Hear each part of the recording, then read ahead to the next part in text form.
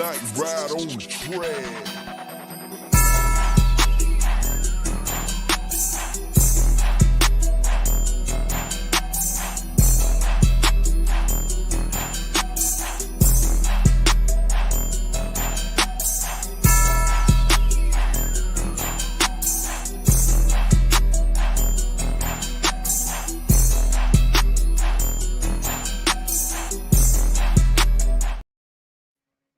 What's going on, everybody? Welcome. To this Saturday morning bird feeder. Now I just got to listen to that, Mike, guys. So just bear with me. Anyway, football Saturday, man. It's a lot of football going on today. A lot of good games going on today. But like I said, I'm Coach Unchained. And to my left is the man Fresh. What's going on, Fresh? What's good, y'all? What's good, Coach? What's good, man? I'm back at it again. Back at it again. Yeah. McFoley, yes. I couldn't think of the word. I've been trying to think of that word all week. I couldn't think of that word. But Big Ed will be back next week, man. He's on a little vacation right now, so he'll be back. Okay. He'll be back. But yeah, we're gonna talk a little bit about last week, but we're not gonna. Well, yeah, a lot of stuff happened last week. Mm-hmm. But first, like we always do, man, we give a shout out to the people in the chat. Then we're gonna get right into that college football.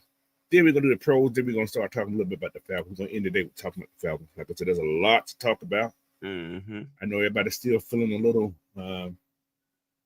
disappointed from last week's game, but I got a remedy.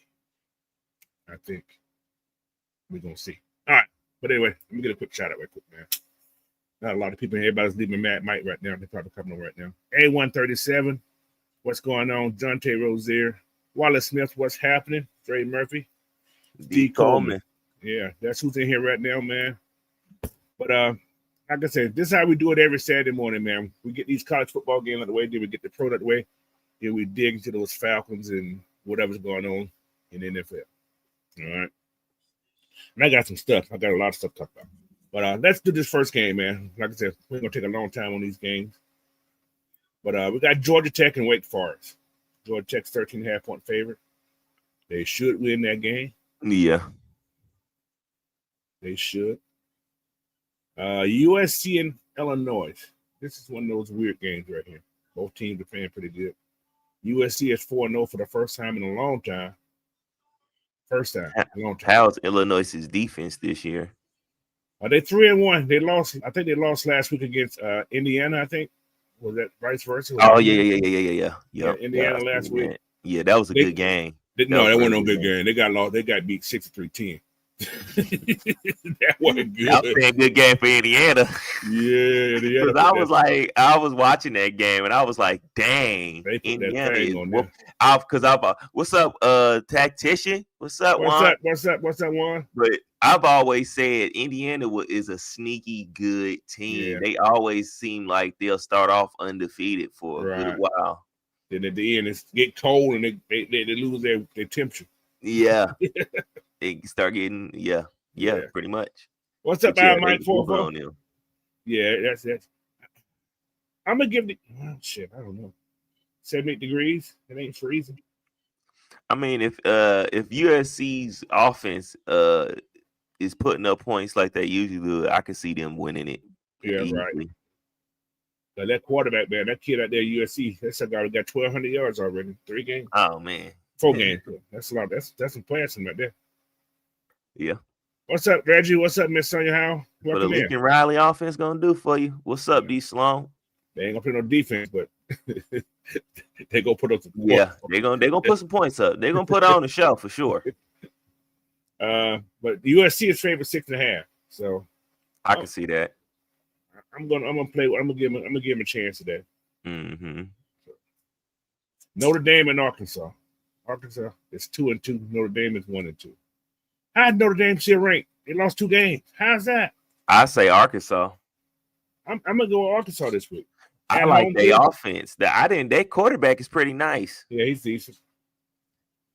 So he's actually pretty decent. He's leading the team in rushing and passing. he kind of got my respect from that game they played against Ole Miss. Yeah, they should have beat Ole Miss. Yeah, I did. I think so too. So yeah, I'm gonna get Arkansas the ban over Notre Dame and hope they be out of the top 25 after that. Yeah. Vanderbilt, surprise team in the SEC, y'all. Who they played? Nobody, but well, they did play somebody. They beat what's called last week. 2 weeks ago, they beat South Carolina. Yeah, they beat Virginia Tech pretty good too. They destroyed Georgia State last week, 70-21. Man, Vanderbilt is on the rise. How far they gonna go? Vanderbilt been trying to put people on notice in these last few years with some surprise wins over some teams like that. When they beat Bama, was it last year? Before that? Yeah. I think it was last year. I think what it was. What's up, South 12? Yeah. Prove it to I told Zach and Raheem to get out the shotgun. They clenched their purses and said, "Huh." They was in the pistol. I don't think it was in the shot. Pistol. They was in a handgun. Yeah. I just don't understand. Well, we'll wait. We'll save it. We'll talk about We'll talk about that. We're gonna get on that. Yeah, we get on that too. What is that? Deacons and Vandy got the opportunity to get some respect in SEC. They got a gauntlet coming up. Can't afford to let down. Yeah, they can't let. Yeah, Utah State. Yeah, they better beat Utah State today. They got to win 6 games to get in the bowl. So yeah, I think they're trying to get bowl eligible. So, now this game today, I had a chance to go to this game, but I did not want to waste my time today. Ohio State and Washington. Ohio State should win that. They should win this game. But boy, you see that purple that's staying up there, boy. Woo. It's different. It's deep to see all that purple that's there, boy. Makes you like, yeah. That's one of my favorite colors in sports team. I think Washington still has been pretty decent. Yeah. You lost a really good, talented team, so yeah, it's gonna take a second before you rebound. Something like that. New guy in the helm right now. Mm-hmm. He's 3-0 though. You know, I don't think Ohio State gonna go in there and blow them out. But they're definitely. So, but they could, but I don't think they will. They're the 8.5-point favorite for Ohio State. I don't think the quarterback for Ohio State's that good to me. To me, I don't think he's that good. But he's getting all these praise. I think he's decent, but I mean, they got the wide receiver. All Ohio State quarterbacks kind of do this, though. Yeah, he's the first white one I've seen in a long time. Yeah, don't mean anything, but he's the first one that I've seen in a long time. He's starting by he came from Alabama first. But yeah, I think Ohio State win this game, but I don't think they're gonna be they're gonna be closer than everybody thinks it's gonna be. If not, Ohio State doing their job. Mm-hmm. LSU Ole Miss. I got Ole Miss. Upset? Why? They picked to win by 2.5. LSU offense gotta get some to get their stuff together. Yeah. Their offense is very suspect. Nussmeier, he's just average. I think he's one of those other guys. He's like what's the kid that went to Oregon? Who played at Auburn? Who's playing at Denver now? Bo Nix. Yeah. He has that Bo Nix hype to me. That's so. But Ole Miss, LSU. I got Ole Miss. Be close. Ole Miss win this game, they're gonna jump pretty in the top 10 for sure. Mm-hmm. I don't know how far LSU, but because they're 13-4. So yeah. I mean, I like Ole Miss's offense better than I do LSU's offense. But whose defense better? That's the kicker. That's the kicker. Yeah, I kind of want to say they might be the same. Yeah. We're gonna see. Mm-hmm. I put it like this: they both the defenses is good enough against the goal each offense. So we're gonna see. They barely beat Clemson. Well, they beat Clemson. They beat Florida. Wasn't no blowouts. So yeah, this is gonna be their test. And then that Florida game, you had 5 interceptions. Yeah, that boy terrible. With 2 pick sixes, and you still didn't blow them out. Yeah, that's true. That's crazy. I mean, y'all offense didn't do nothing. Arkansas gave Ole Miss a battle week for last. Yeah, they beat Kentucky. Yeah, it's gonna be interesting. Both teams had the chance. What's up, Miss Raymond? Who we got up there? So Auburn, Texas A&M. 3-1 Auburn, 3-0 Texas A&M. Is Auburn on? Are they on probation or something? I don't know. Or they just ain't played nobody. They lost against Oklahoma last week. That was a good game last week. I mean, yeah. Thought they had a chance to beat them. But they got to play Texas A&M this week. Then they got to go turn around and play Georgia the following week. That's a nice little stretch. Little stretch right there. We're gonna see what they about. The Texas A&M. They got that Marcus Reed quarterback here. I think his name is Marcus. And that's the one I wanted to ask. Isn't the quarterback from Auburn from Oklahoma? Didn't he transfer from Oklahoma to there? Let's see who their quarterback is. Let's see who Auburn quarterback. Auburn quarterback is Jay Arnold. Possible. I'm not sure. Let me look at me.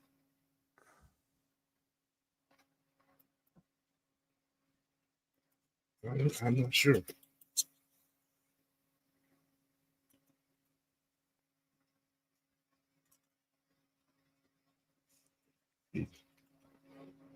What's good, Mucho? What's up, Mucho? He is Jackson. His name is Jackson. Yep, Oklahoma to Auburn. Yeah. Okay, yeah. So that's okay. So I said something about that during my commentary video, and I was like, "That's why they was doing him so bad because they know how he is. They know him." So yeah. Yeah. Okay. Yeah. That's why okay. He didn't play too good. Okay. What's got that Cobb kid from Auburn? He got 375 yards rushing, 4 touchdowns. Yeah, he's doing well. I think Auburn gonna run the ball more. They should and control the clock more. I think that's what they should do anyway. But we're gonna see what they're gonna do. Good SEC game. Indiana in an hour. I'm gonna give the Indiana this win over an hour, but they playing an hour though. That's gonna be anything. I'm gonna just say that's a push. That's gonna be a good game. Indiana's favored by 8.5 though. That's a lot. I mean, if you see the points they put up on, yeah, they put some points. They put some points up on who was it? Illinois. Yeah. Yay. And they're playing in our. That's my part right there where they're playing that because you got to go up there to our. You go here. Had those people. I mean, it's not cold right now, is it? It's 84 degrees. It could be hot. Oh, so I think they'll be all right. Now it'd be different if it was cold up there and they were playing. Well, Indiana be cold too, but yeah, you're right. Yeah, they get cold. They get cold.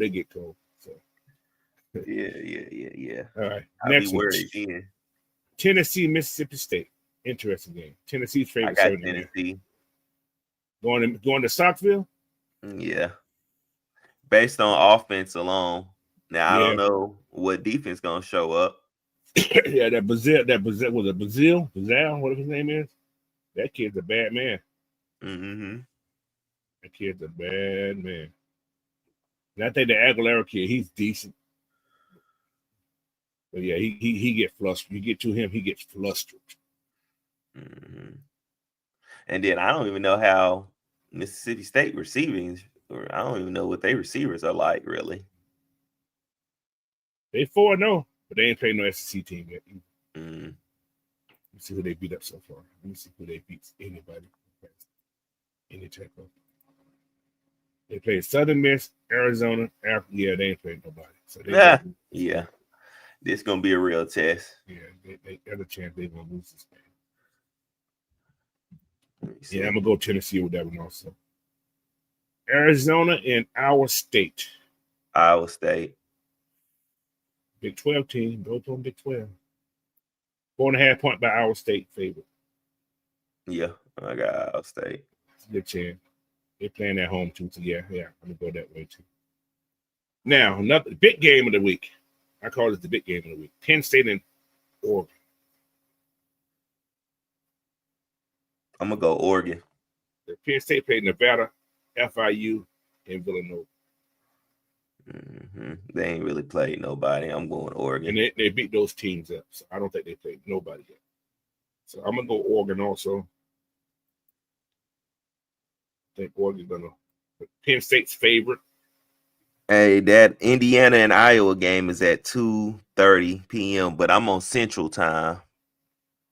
Yeah, I got mine at 12:30. So you'll be so yours will be about 2:30, I think yours.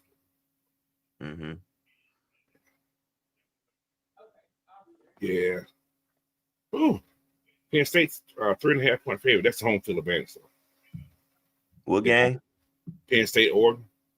Yeah, I got Oregon. And Penn State. Yeah. Okay. This next game, ain't even gonna mark this game. No problem, Dre Murphy.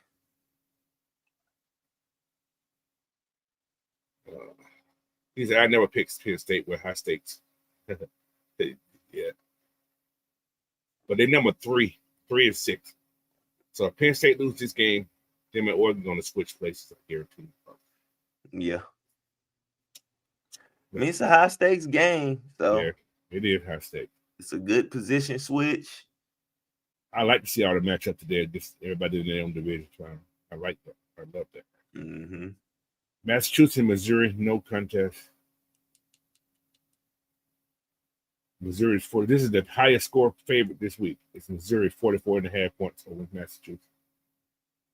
But now Missouri, I've been watching those cats a little bit. They play some serious football there. I haven't really been watching Missouri like that. They play some serious football. Their defense looks real good. Real good. Oh. So Mizzou always played good too. And they died the end also. BYU and Colorado. Interesting. Can Deion win against BYU? I don't think they beat BYU yet. Since he's been in that Big 12. I was gonna say BYU too. 6.5 point favorite BYU. They're in the border. Yeah. I don't know. I ain't gonna lie. I don't think Deion gonna stay at Colorado. I see him going this year. Maybe, hey, watch this. Maybe Deion to replace him for Raheem if he gets fired. Yeah.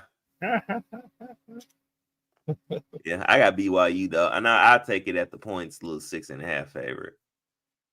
I ain't gonna say no blowout because I ain't really watched BYU myself. Yeah, but they usually always have a well put together team. True indeed. They number 25, so they just got in the top 25. Now, last night's game. Did you see that game last night? No. Florida State lost against Virginia in double overtime. I think it was double overtime. Or overtime went into double overtime. I guess it's called that. And I had to watch it. I heard one of the players got stumbled and died. Got Virginia bun rushed the field. I think one of the Florida State players got trounced.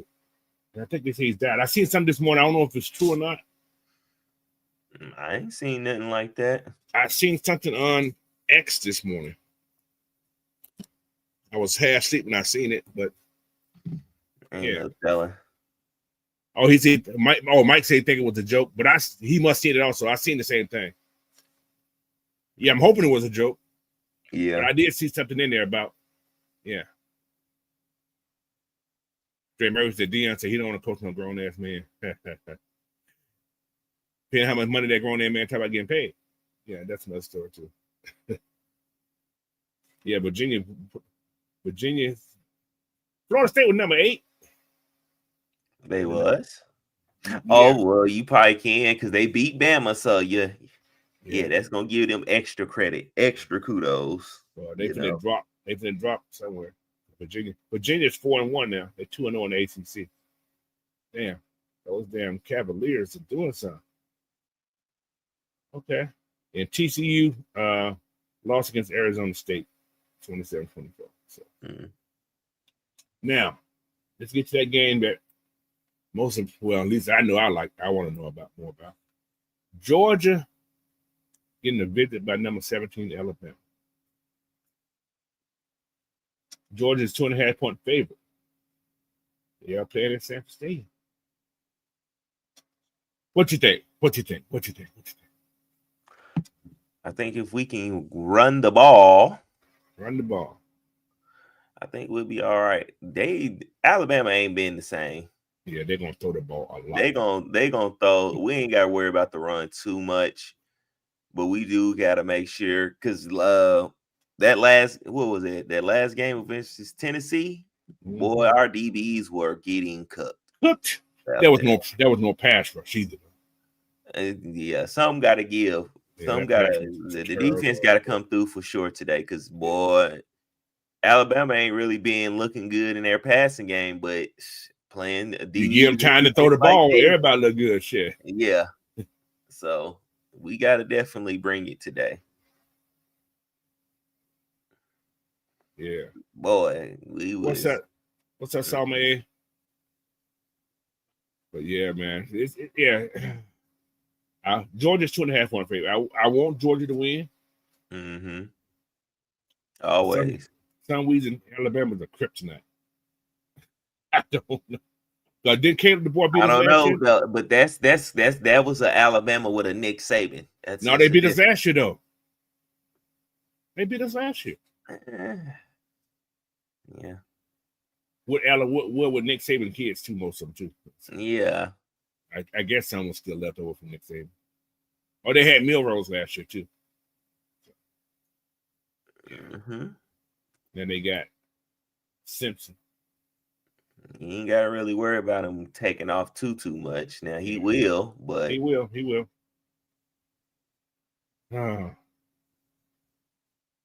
Mucho, they playing in Georgia, man. Georgia playing Alabama and Georgia.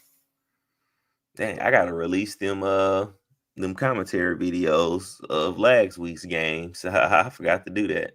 Put them out. Yep. So I can record this week's games. It's GA for the first time since 2015. That's the last time we beat Alabama, 2015. It's been a while. I hope, like I said, I want us to win. That's all I can say. I ain't even gonna call this game 2.5-point favorite. That's just give you home field advantage. Still, Alabama got a chance to win. That's all that's it. I don't think Kirby would choke against this coach. He did last year. He did. We got a different quarterback too. We got that little running man. We did again. Yeah. If you let Stockton be Stockton, you got a chance. You can't hamstring this kid. This kid I hate to say he's like a Baker, man. He reminds me so much of that damn Baker Mayfield kid. On the serious tip, he reminds me of Baker Mayfield his year he was at Oklahoma when he won the Heisman. That's who he reminds me of. He reminds me of Stetson. It's a bigger version of Stetson Bennett. He is bigger than Stetson. He's definitely bigger version of Stetson Bennett. I promise you, if he had the other coach. Yeah. Probably Georgia return the championship for him on offense. I think once he left, that's when Georgia's offense became kind of different once he left. Yeah, it's got the pass happy. Yeah, got pass happy. And I think our recruiting got different because of that too. Yeah, they started going to get these wide receivers. Got some big star wide receivers though. Got some good wide receivers. I just don't think the passing concept is not there yet. I think I don't think our offensive line is the same neither. Yeah, they weaker. They are weaker. They are definitely weaker. But I think they'll be up for this game, man. I think the problem that Alabama have, they bring in too many kids from California. The board bringing too many kids from California. But anyway, they pass a lot in California. They do. Pass a lot on the West Coast in general. Mm-hmm. So he said Baker's been doing his best Mahomes impression this year. They win in the same way every week. Damn it, man. Yeah. And that means that's gonna run out. But yeah, that's after they won the game last week. But I was like, come on, y'all just play defense. What's going? They should have won that game last. They should have lost last week. But that's what the lucky man gets. He does that. I call him the lucky man. Mm-hmm.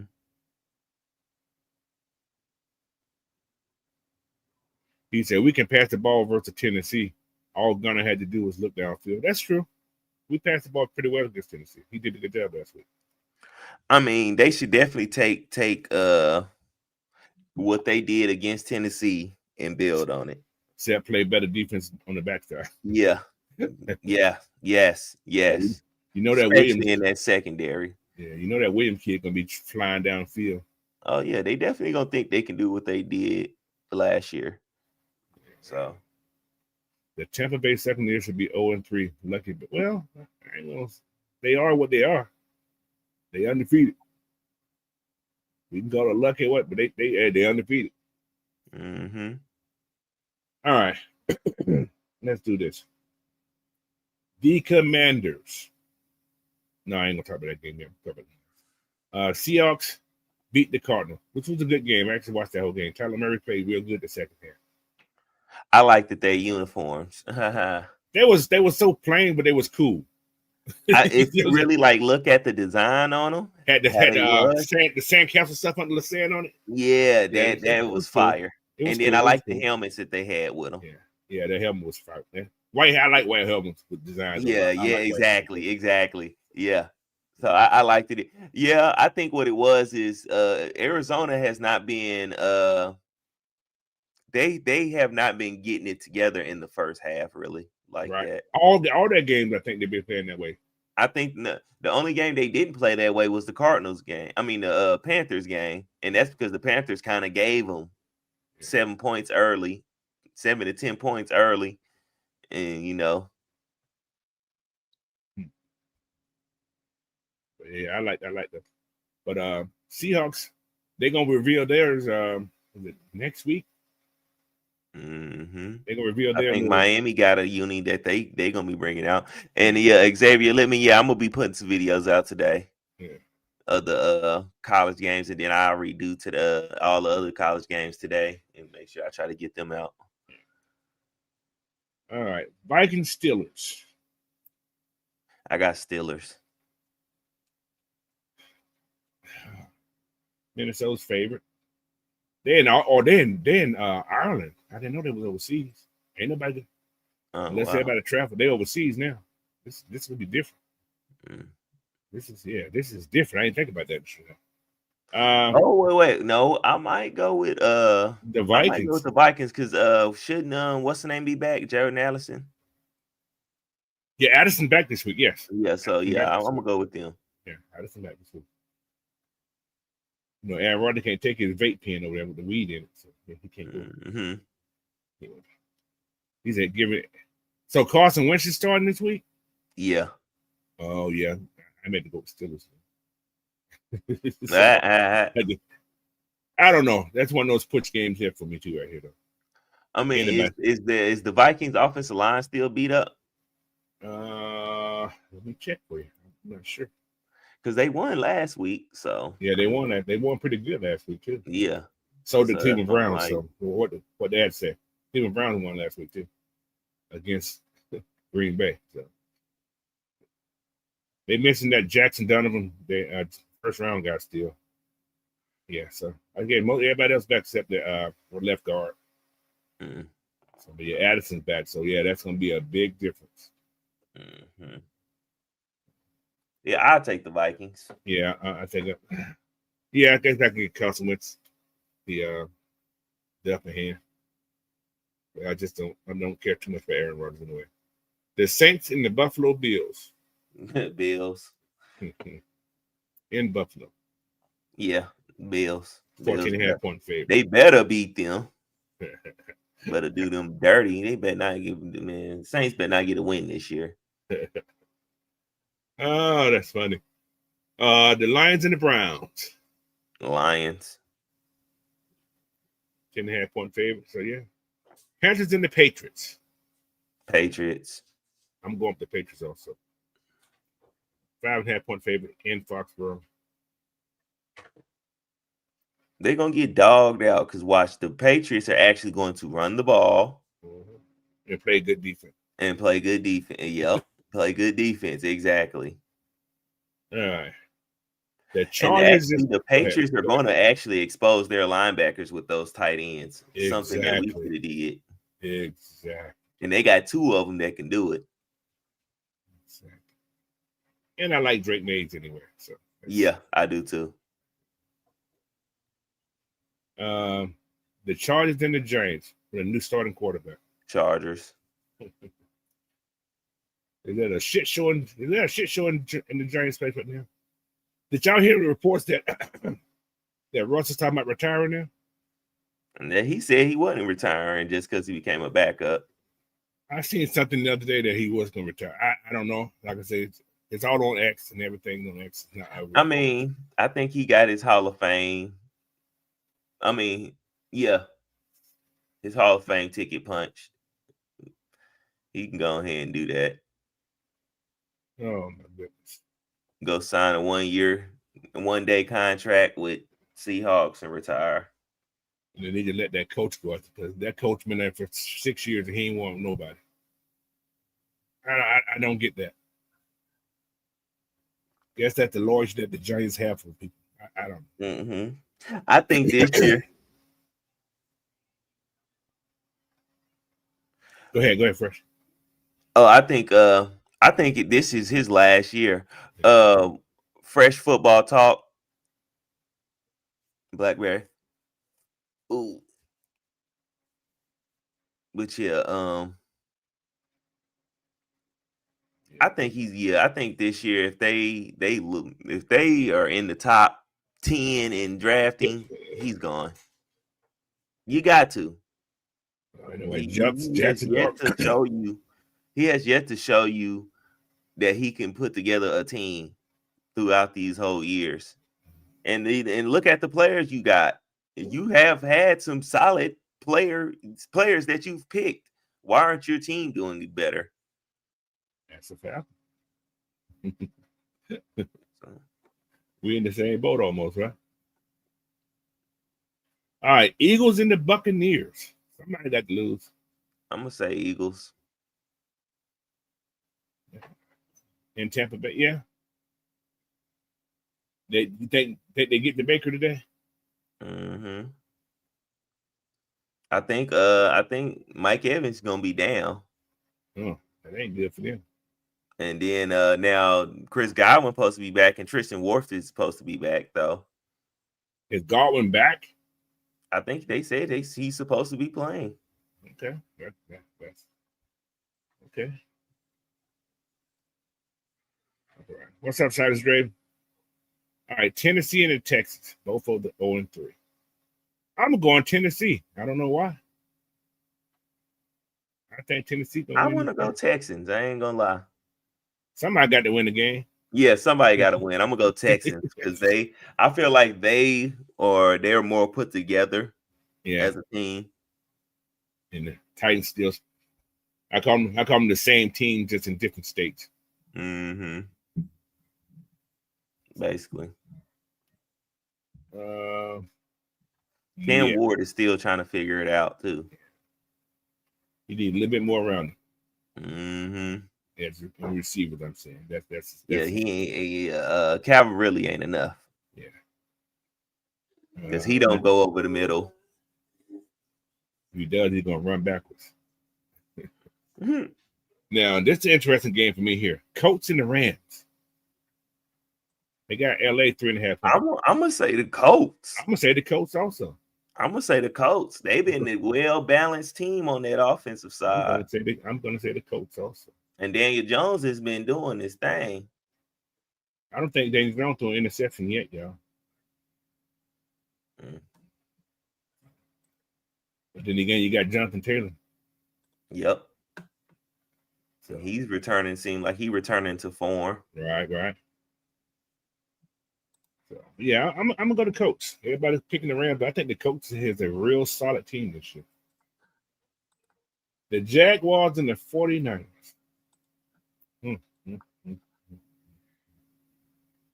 You just shake. I'm gonna say the 49ers over the Jags. Yeah. It's Sturdy Purdy back. Yeah, Purdy supposed to be starting this game. That's why I said that. Yeah. They be undefeated still. They win the game. So the Colts, if they win this game. Now I would give the Jags a chance. Yeah. Because not too many. They're not playing bad. The 49ers ain't got too many weapons like that. That's the kicker right there. They lost against the Bengals. Barely. They kind of got because the coach didn't kick the field goal. It wouldn't help because the Bengals scored the touchdown. Yeah, but yeah. The coach, I think he went for two several times and he screwed himself.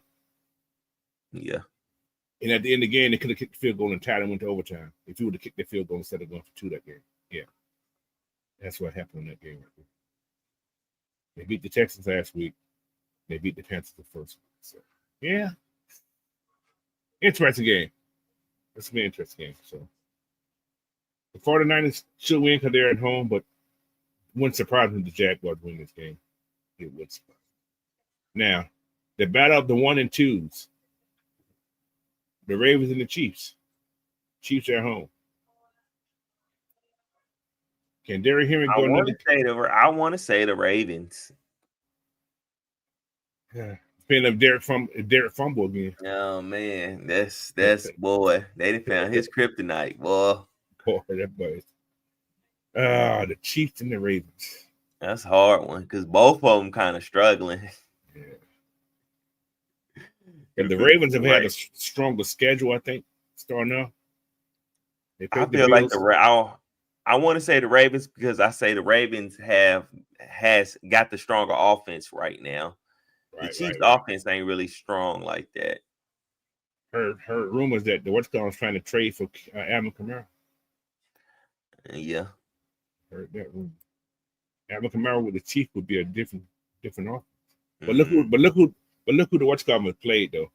They played the Chargers. They played the Eagles, and they barely losing those games. They're not like they're getting blown out. They're in the game. Yeah. So the Ravens got to come to their A game. But like I said, this is usually the week when the Chiefs start to play football. Week 4. We're gonna see.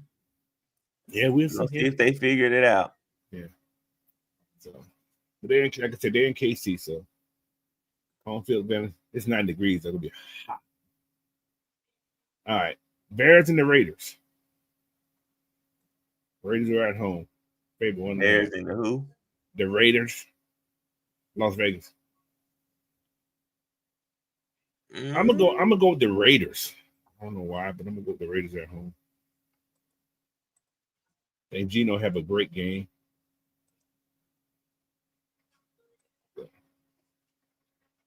But the Bears can win too. They looked okay last week, but still don't think. Who did the Bears play last week? The Cowboys. It ain't saying much, but it's the Cowboys. I don't know. Gino ain't looked too good this year. I think he's doing well. I don't think he's doing bad.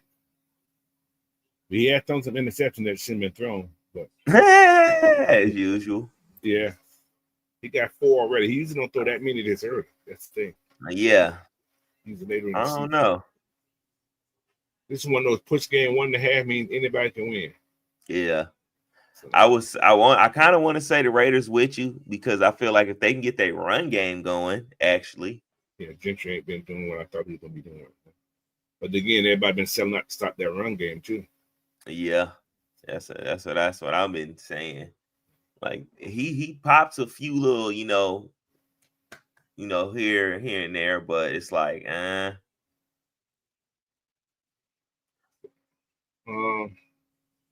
Yeah, Raiders. I'm gonna still go with the Raiders. I don't know. I'm gonna stick with that, but it's one of those anybody can win games up there.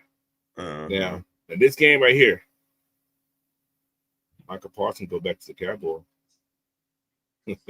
Oh, I got the Packers for sure. 6.5-point favorite. More than that. They should blow them out. After that loss last week, yeah, they should be feeling pretty. Yeah. I've seen a cut up of Trayvon Diggs. And man, when I say and this is this year, when I say he has been getting cooked. Oh yeah, he's been getting burnt a lot. He's been getting burnt left. I've never seen a DB go from covering pretty good, or well, not even covering, but getting interceptions at a good rate to now he just to begin getting spaghetti cooked. Man, putting in limp noodles. Exactly. Like bruh be falling all over the place. He done got mossed like a few times. I'm like, oh yeah, you're cooked. You're cooked. You're going to definitely be on the market here soon. He got that big money though. That's the problem. They paid him all that money. So he's like, shit. I think I'm okay right now. Yeah. Somebody re-signed him though, just because. But whoever they playing, I got them against them. Against the Cowboys. Yeah, I'm going against Cowboys. The Packers got good wide receivers. Yeah, Packers. Yeah, I'm getting Packers. Yeah, I think I take the Packers over the Cowboys too. All right, then we go down to the shit show. The Jets and the Dolphins. Dolphins 2.5 point favorite at home. I'm gonna say the Dolphins. They finally win a game. Yeah. No, they only Tua get hit. Just off of I don't know how Tyrod gonna do in. Well, Tyrod has been known to make some upset games on some people though. Yeah. You know what? Nah, I'm gonna take the Jets. I want to take the Jets. I want to take the Jets. He has been known to have some games that like, who the hell is this guy? Well, he's been.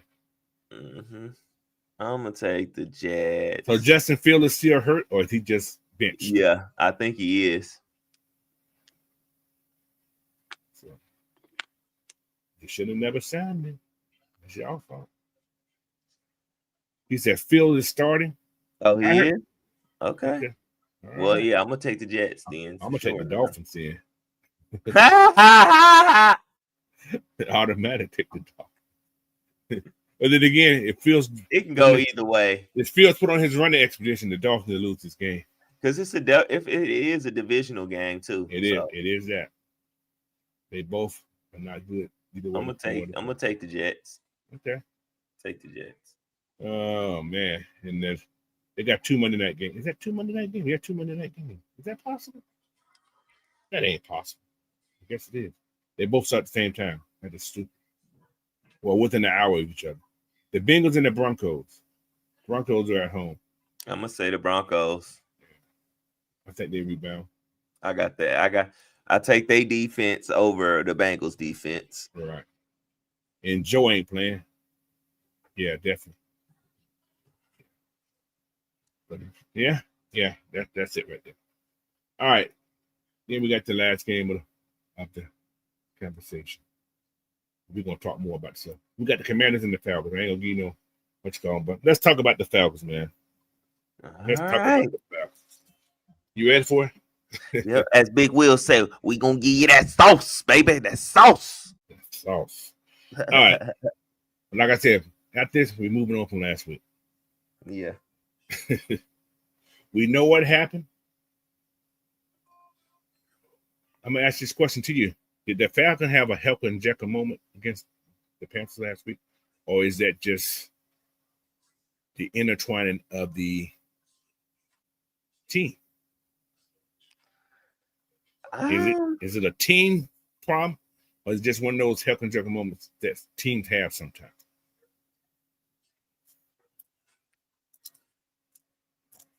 Honestly, I couldn't tell you until after this game. After this game, okay. And see how they perform. Gotcha. Okay, I understand that. I definitely. Because because if they come out and say we come out and we blow the Commanders out or we beat them handsomely or whatever, then you could say it's one of them helter-skelter games. Like, oh, this just happened. This is just one of them games. Just so happened it was a divisional game, and they good, but they have to actually sustain that though too to make sure that stays that type of way. Yeah. But yeah, last week, man. Yeah, we should never lose like that again. Ever. That was the worst loss the Falcons had in, they say, what, a lot of years. I think the last time it was blown out. I mean, zeroed, I think. That was 2015 against against the Carolina in Carolina. Maybe they put some in the food to make those guys tired. I don't know. Because it was so much going on offense in that game. Because you had a combination of, I feel like, bad rhythm play calling. Oh yeah, definitely. And then also players not executing. So it's just like it's a bad offensive performance overall. Period. Everybody gets blamed. That's true. What's up, Xavier Littman? What's going on, JDS? What's happening? We'll talk about that part in a minute. All right. First, final Ike Hilliard.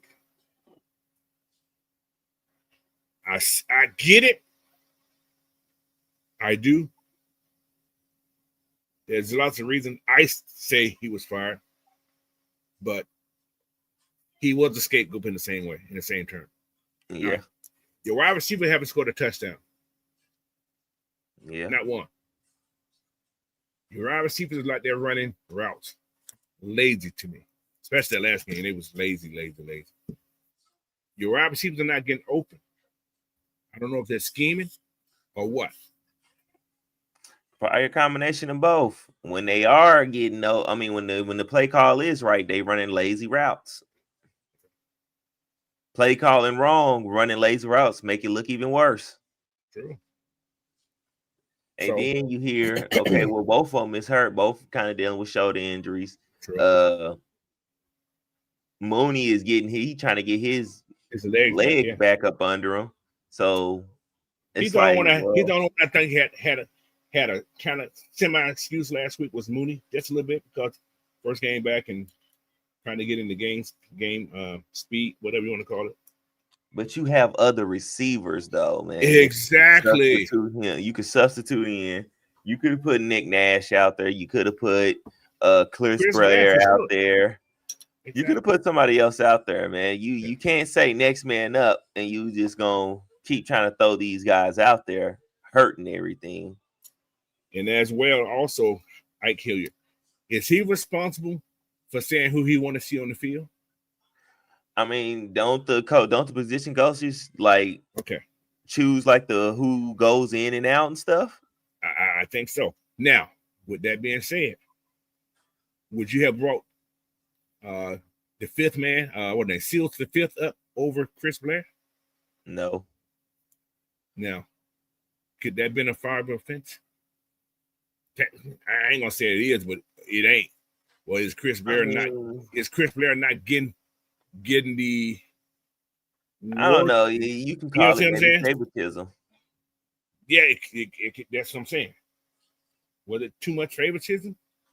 But who is that favoritism on? Is it the head coach that wanted to see? It might have to be. For most possibly, it has to be on the head coach, because if you show favoritism, right? Like I hear being here since last year with Chris Blair, you would think he would pick Chris Blair over. Would you think that? David Steele, who just got here this year. Yeah. But that's a guy they went out and probably Raheem wanted to come here. See, like you said, that's becoming a problem. Mm-hmm. So where in this whole situation, I'm going deeper now. Where does Terry get any blame for this? If he just do or it, allowing him to do this, not saying anything, or in does he have the power to say anything? Or I mean, I think he does have the power to say something, but he doesn't have the power to do nothing. That's what makes the difference. If he ain't got the power to really do anything about it, saying something doesn't make a difference. Right. Because it is his coaching staff.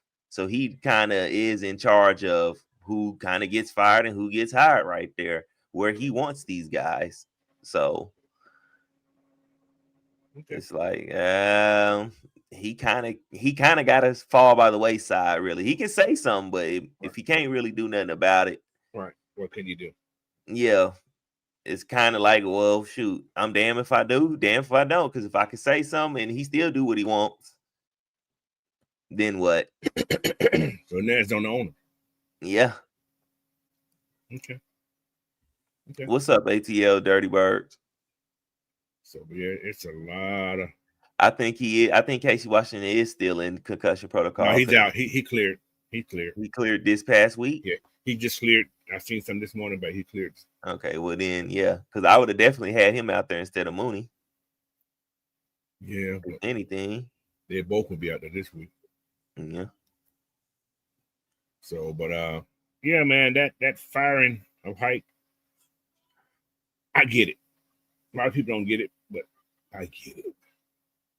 Your wide receivers are the strength of your quarterback. Mm-hmm. Yeah. Like Mike said, I have to be better getting my ball to my wide receivers. Mm-hmm. I mean, you can't control them. I mean, I can't control them catching the ball. That's true. He can't do that. Stuff. Like the catching of the ball and all that, he can't control that. But the route combinations, y'all being lazy and stuff like that, yeah, he do control. You kind of control that. The attitude, the effort, the energy you could do as a coach, you install that in them to, you know what I'm saying, be of urgency more than anything. But go ahead. I'm sorry. Go ahead. Oh yeah, but as far as like the finishing of everything, like finishing the plays and stuff like that, then yeah, that's on them. Because catching the ball, that's you've been doing that all your life. So now that y'all have a problem with that, then okay, come on now. And you can't blame the coach for that.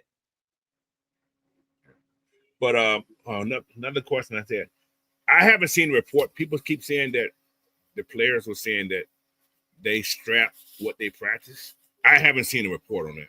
I haven't seen a video, nobody saying that, but I've heard people say, I don't know. Because I didn't listen to a lot of press conferences last week at all. I kind of didn't either. So if that was said, and the players didn't know what the hell they was running, that's on head coach and coordinator, right? Yeah. And if, like I said, I didn't see the report that they said that they was so on and so on and so on. I didn't see that. But like I said, if that was said, that's an internal problem with the staff. Yeah. And that can't happen for sure. I think honestly, it's the staff itself that has a problem, period. It's just the players are making it worse with their play on the field. Yeah. Too. You got to catch the ball. Yeah. You got to get the ball. But go ahead. In all honesty, I think we're going to have the honest conversation about Drake London, though. Because I still think Drake's hurt. I think even without him being hurt, if you K Styles mentioned it a few times, like Drake doesn't get a lot of separation. He can't. He's never been doing that. And I think you put him in the slot that they do Mike Evans and let him run those slants, you get more out of it. I think. That's just me. That's just personal. I don't know. I kind of think a little bit. I love Drake as a player, but I don't know about giving him a big time contract. He may not get one. Somebody will sign him. He gonna get Yeah, money somewhere. I think somebody will. He gonna get money from somewhere. Yeah, but I definitely think we will have. I definitely think we're gonna have a new number one receiver in here. He won't be a first round. Yeah, not yeah. At least not in that next year though. Yeah. Maybe the year after. Well, Drake still got his 5th year for next year, so yeah. So, but yeah, it's gonna be interesting. Okay, we know Ike's hired. I mean, Ike's fired, and TJ's hired. TJ Yates, the new wide receiver coach. I mean, is he really hired? He was still already on the staff. He was on the team, He just picked up some more responsibility. He picked up more responsibility, yeah. Or he got, I don't know, what else was he doing? He was a pass game coordinator. Okay, so he just picked up more responsibility. Yeah. And he was a wide receiver coach before. Yeah. I think Drake's second year? I think he was a wide receiver. I think it was first and second year too. First and second year, I think. Yeah. First and second year. Which Drake didn't do bad those years neither. Right. He just didn't have a good quarterback.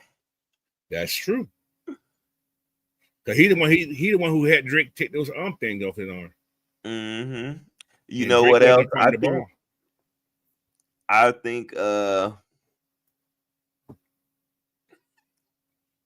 if you watched the film and watched the game last week when they kept having, it doesn't seem like the receivers are on the same page. The receivers and the quarterback are on the same page. I agree. At all, really. The entire year. I agree. And I think another reason I hear you kind of got fired, not to give it an excuse or anything, but I think how he was coaching them wasn't up to standard for how they want to run the offense. Now that Penix is the full-time starter. Awesome. Because I think the way he was coaching it and the way they was coaching it and playing with Kirk Cousins. With Kurt in there, it was good for that, but for slow play.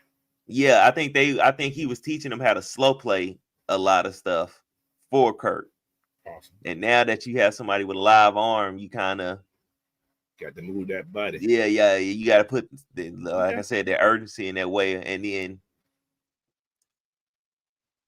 how else would you get the receivers on on the same page with your quarterback by putting the passing game coordinator with them? I would think that should help that connection there. Miss Sign got a question there. Why isn't Drake London stepping up and being a leader in the wide receiver room this season? He don't know how. He's learning. Drake. They say Drake's not a big talker, but I don't think he had to be vocal loud.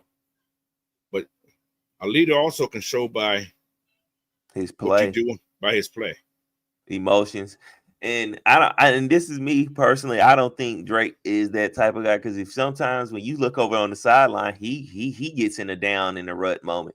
Your leader can't do that at no point in the game. Can't show no emotion like this. He can't.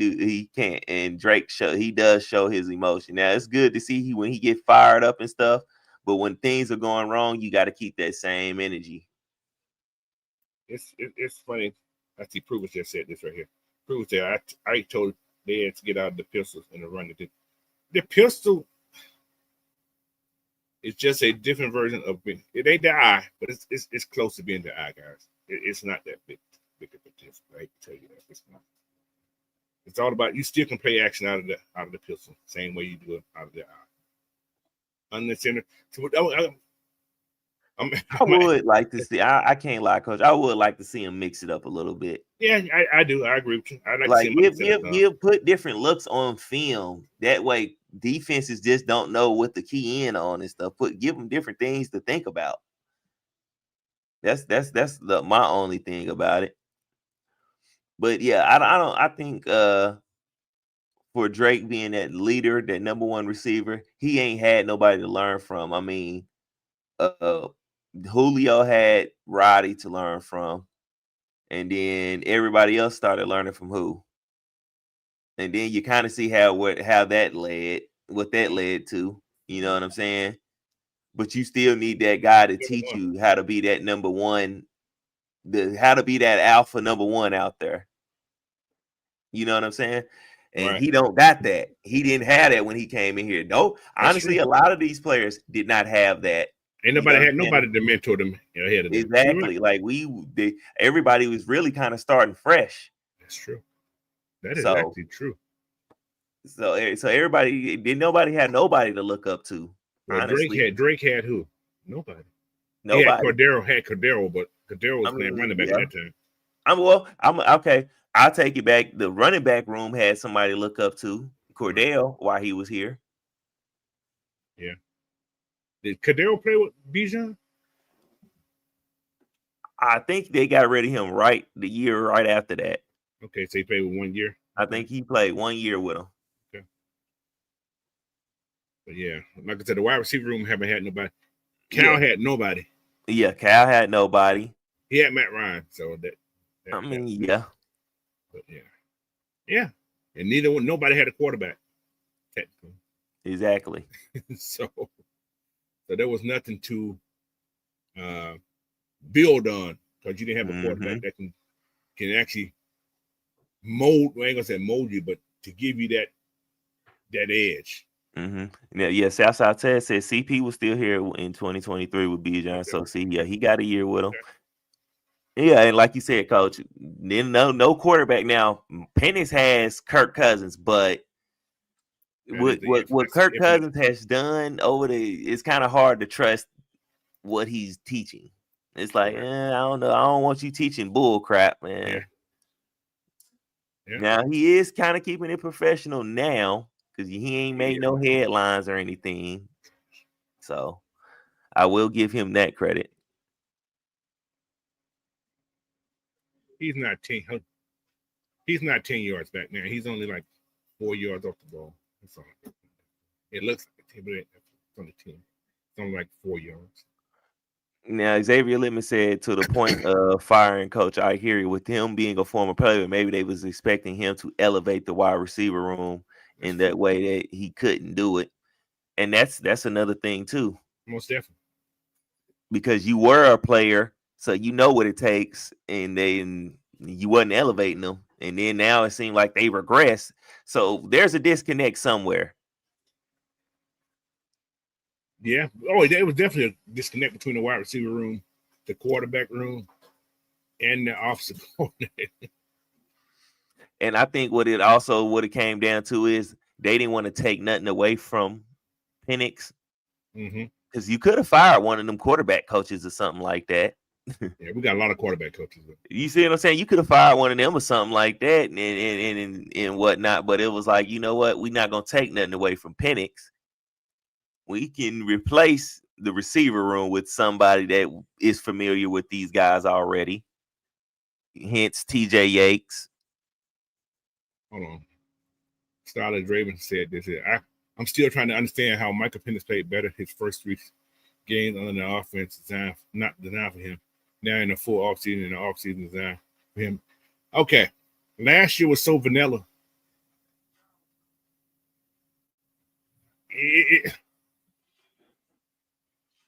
He has more responsibility this year. It's a lot. And we keep failing to realize the kids played, 6 games as of last week? That's still a rookie. That's still a rookie. Technically. And the offense was it was still catered to him. But if you notice, he did more stuff last year than Kirk Cousins was doing in those last 3 games. We're not even rolling this kid out. That's what I'm saying. And that's why I would like to see different formations or something. Like throw some more different things at him. You just giving them that's okay. That's the base of your offense. Right. And and that's what you kind of rely on. I understand that. But give teams different looks on film. You just giving them the same. That's why things are going to look predictable. What if he's in pistol? We know what they're going to do. And also, guys, y'all got to realize maybe just Carolina was just a better team last week. I mean, yeah, that too. I mean, at least offense. I mean, at least the offense was. Well, I can't even say the offense was because I don't feel like our defense played bad. Exactly. To only give up 2 touchdowns, really. Well. And your offense never passes their team's 30-yard line. Yeah, that's man. You can't really ask for too much. You kind of lucky you didn't get blown out worse. Because it could have been worse. Because if the defense was sucking, oh man, yeah, that would have been crazy. That would have been a crazier loss. And everybody be like, "Oh, no." Yeah. Who else we got here, man? Southside Toy, I don't think our offense is trash, man. I just think the way they are going about using our offensive players and scheme is wrong. Like your Zach chemistry is off. Yeah. And that too. And I think Zach Robinson is trying to bring that LA style throw the ball here. And that's not the way this team was built. And you tried to keep the core of what this team has already built, but you're not making that the standard. Like you kept around a lot of what Arthur Smith built in them trenches and with the running game. But now you're trying to kind of swap that and become this passing team.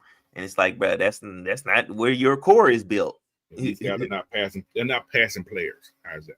Exactly. Like they are running. Your offensive line is built. I mean, of course, right now they have been doing good. Penix has not really been getting sacked, but the strength of your offensive line is to run the ball, and that's what you need to go to. And you build on that. You don't have to showcase Michael Penix being a special talent, because if he is a special talent, it'll showcase itself just naturally. That's the difference between being him and just being a good player and stuff. Like being that it factor. He ain't run out of shot. Shotgun is 7 yards. Pistol is 4. Not safe. That's a 9 feet difference. I'm just saying. Oh, man. Anyway. The pistol is, guys. The pistol is. I can't. It's different. You can do the same thing, but like I said, I do like to see him under the center. But this is the thing. I think they do not under the center because they still fully don't have trust in Newsom. Think about it. If he's under center, and the guy's right there with him, right? And Penix right there. Penix had to get back, still got to get back 7 yards to throw the ball. You understand what I'm saying? And who say what's called that getting pushed back into Penix off the snap? Yeah. But if you don't give it a chance, you'll never know. You're right. Yeah, I agree with that too.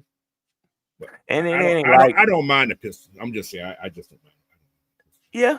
But like I said, I would like to see us mix it up. I like to see more play actions out of it. Yes, something.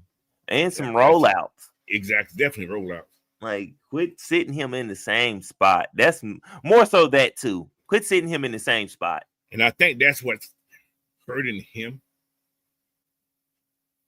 because they're not allowing him to create while he's out there to feel comfortable. He's probably just not even comfortable. Just going. He's okay staying in the box, but I think he wants to do more. But our wide receivers they're not getting open fast enough. And he just sitting in the pocket, man. You're like a dead duck. So now you got people got time to get to receivers because he got to look. Mm-hmm. But I think he has to trust himself sometimes. Because last week I didn't think he trusted himself a little bit either last week. I think also too they have him looking to the outsides too much. Because it was a few cut ups to where Kyle Pitts was open over the middle, just sitting there, this wide, like butt naked open. I'm like, Okay, and it's a pass he's thrown plenty of times. I'm like, it's like they got him looking outside. Are they not trusting that the receiver catch the ball and the ball get tipped in the air and it's an interception? That can be something too, and that's why he's not going over the middle, or they have him going. I see the middle open a lot. Okay, that interception that second interception, you had Kyle Pitts and Mooney open over the middle. Yes, exactly.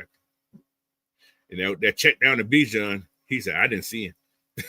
he was, and I'm in a little bit. I'm gonna give that to Bijan. I'm gonna give some blame to Bijan too, because he didn't fight for the ball. You have to turn it into the defensive player when that ball was in the air and you don't see if you can, or if you don't know you're going to get it, you have to turn it to the defensive player right at that moment. He was just lazy on that one. He was lazy on that one, buddy. Yeah. And just because he don't know he out there, Bijan, you knew he was right there.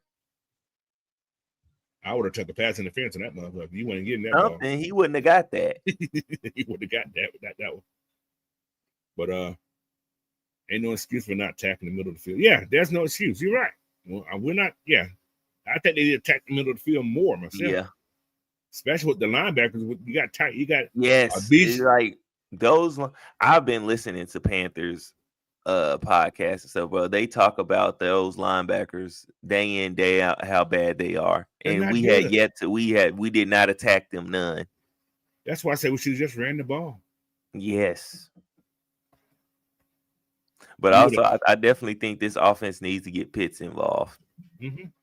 I've been saying that for 2 weeks. You get him involved early, and if he's in the middle, if he's just sitting in the middle, throw the ball. But all right, let's move on. Let's move on. I got 3 people to talk about. Zach Robinson. Mm-hmm. Zach Robinson. How much blame did he get? A lot. So a lot of people say he don't get. A lot of people gonna put all on Raheem, which is gonna fall back on Raheem. No matter what you say, everything's fall back on Raheem. Yeah. No matter what, everything falls back on him. So us blowing up at Raheem, he's the head coach. It's gonna fall back on him anyway. But a lot of the stuff. If he has to step in on a lot of stuff. If he step in, he's doing something wrong. He doesn't step in, he's doing something wrong. So he's gonna be blamed. Mm-hmm. But play design, play rhythm, play calling, that ain't no Raheem. Yeah.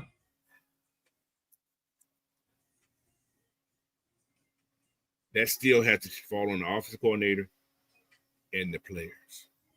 If the players are not executing, the players are not doing everything the correct way, it's going to look sloppy. It's going to look sloppy no matter what you say or how you feel or so on and so on. It's going to look sloppy. Raheem cannot coach in the middle of the game. You can adjust, but you can't coach. You don't do that as a head coach. You don't coach in the middle of the game because you're not a position coach. You're not the so on and so. You're just the head coach. You are the manager of the team. Mm-hmm. That's all you are. You're the manager. Yes, you have to approve a lot of things, but you're relying on your people to have their people ready. Mm-hmm. Right? If they are not having the people ready, you got to step in. And like I say, wide receivers. First scapegoat. I'm gonna still call it a scapegoat. First scapegoat for the season is who? I hear it. Your receivers don't look ready. Simple. And to the point, they kind of don't. They dropping passes, they not running the right routes, and they energy is not. I mean, the there's no. Go ahead. I'm sorry. There's no umph in when they're out there. They look like they're kind of lazy.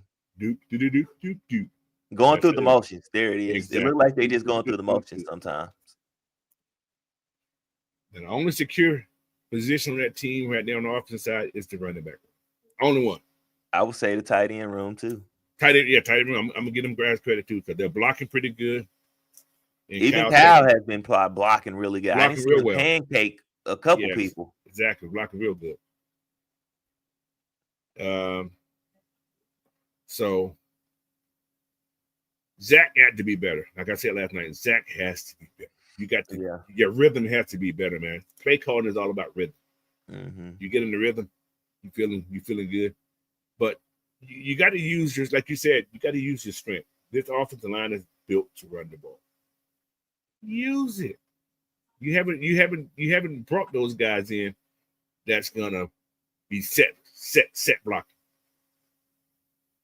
You haven't brought the wide receivers in. Now that's another thing. You haven't brought the wide receivers in that's gonna be. These are actually not okay. I'm gonna put this like these are not Penix type wide receivers. How's that? Is that another word to use? These are not Penix type wide receivers. Drake is a good wide receiver. I ain't gonna call him great, but he's a real good on the verge of being a great wide receiver. But he's not the type of wide receivers that Penix is used to. He's not gonna get down the field. He's not gonna get behind nobody. That's what Penix used to. If you want to use him to throw the ball, right or wrong.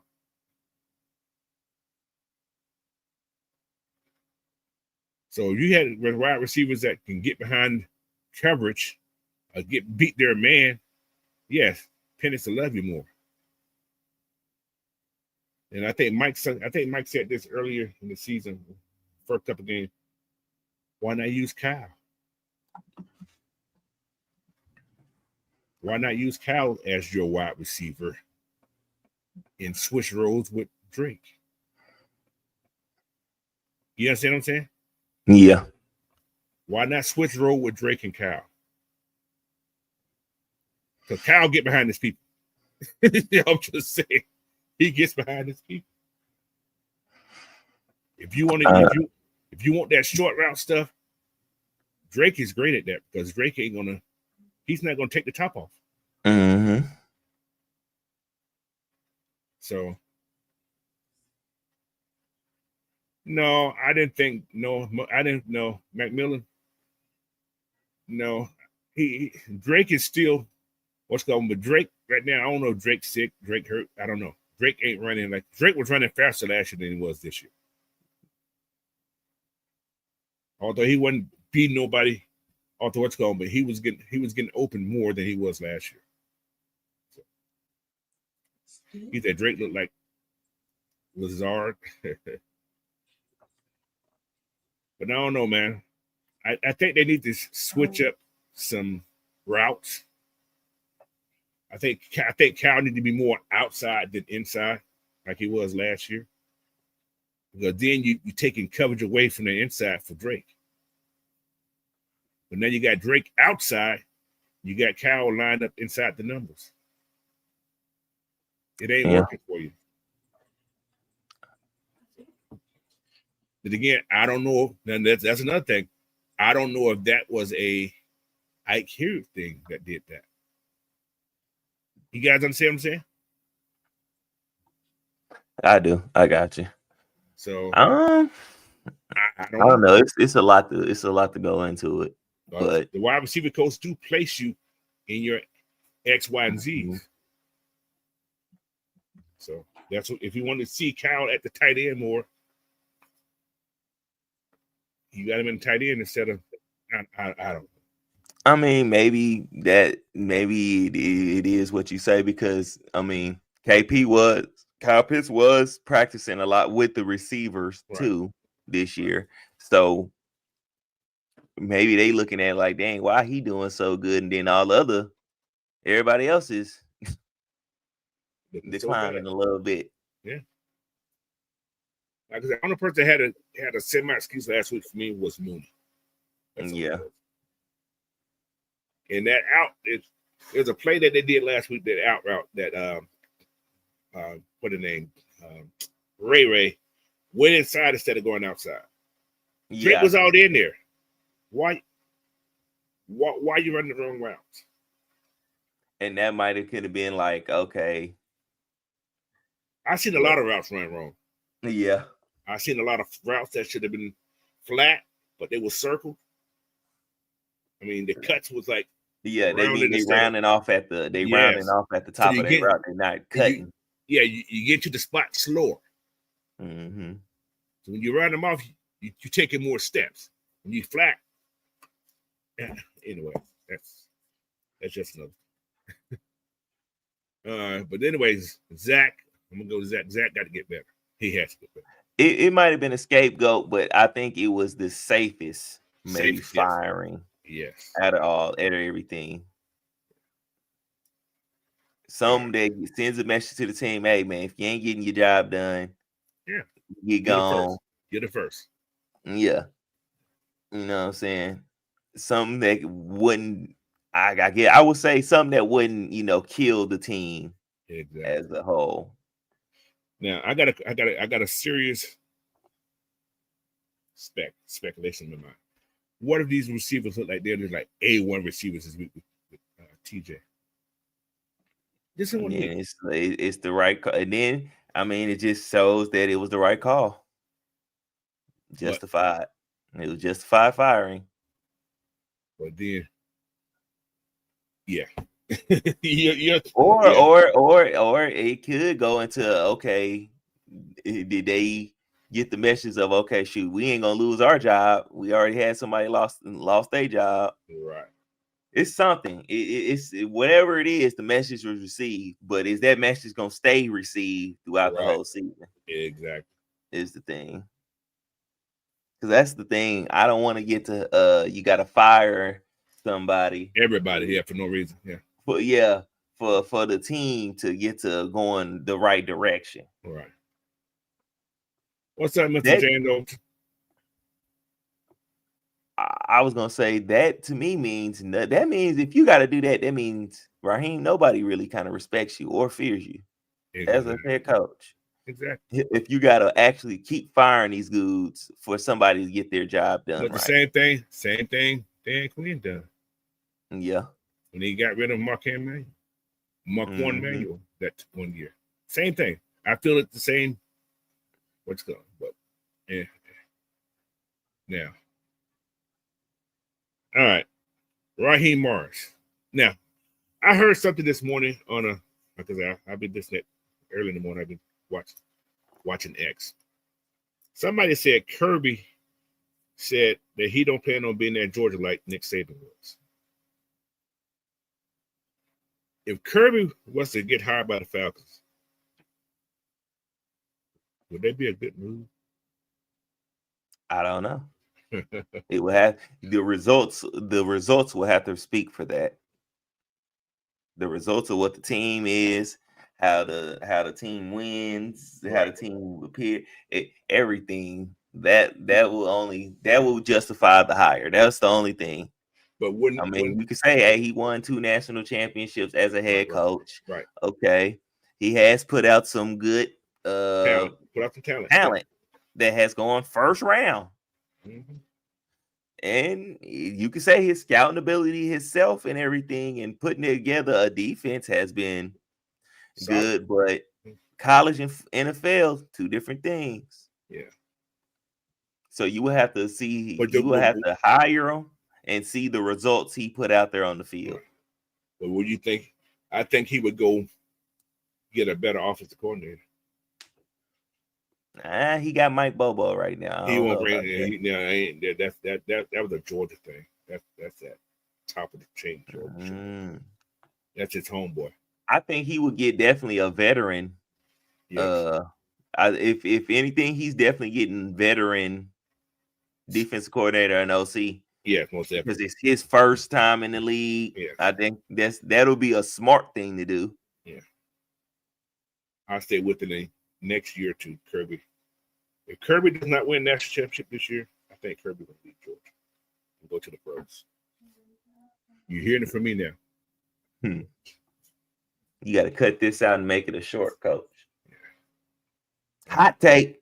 Yeah, that's what I feel. But honestly, I wouldn't be mad if they did that.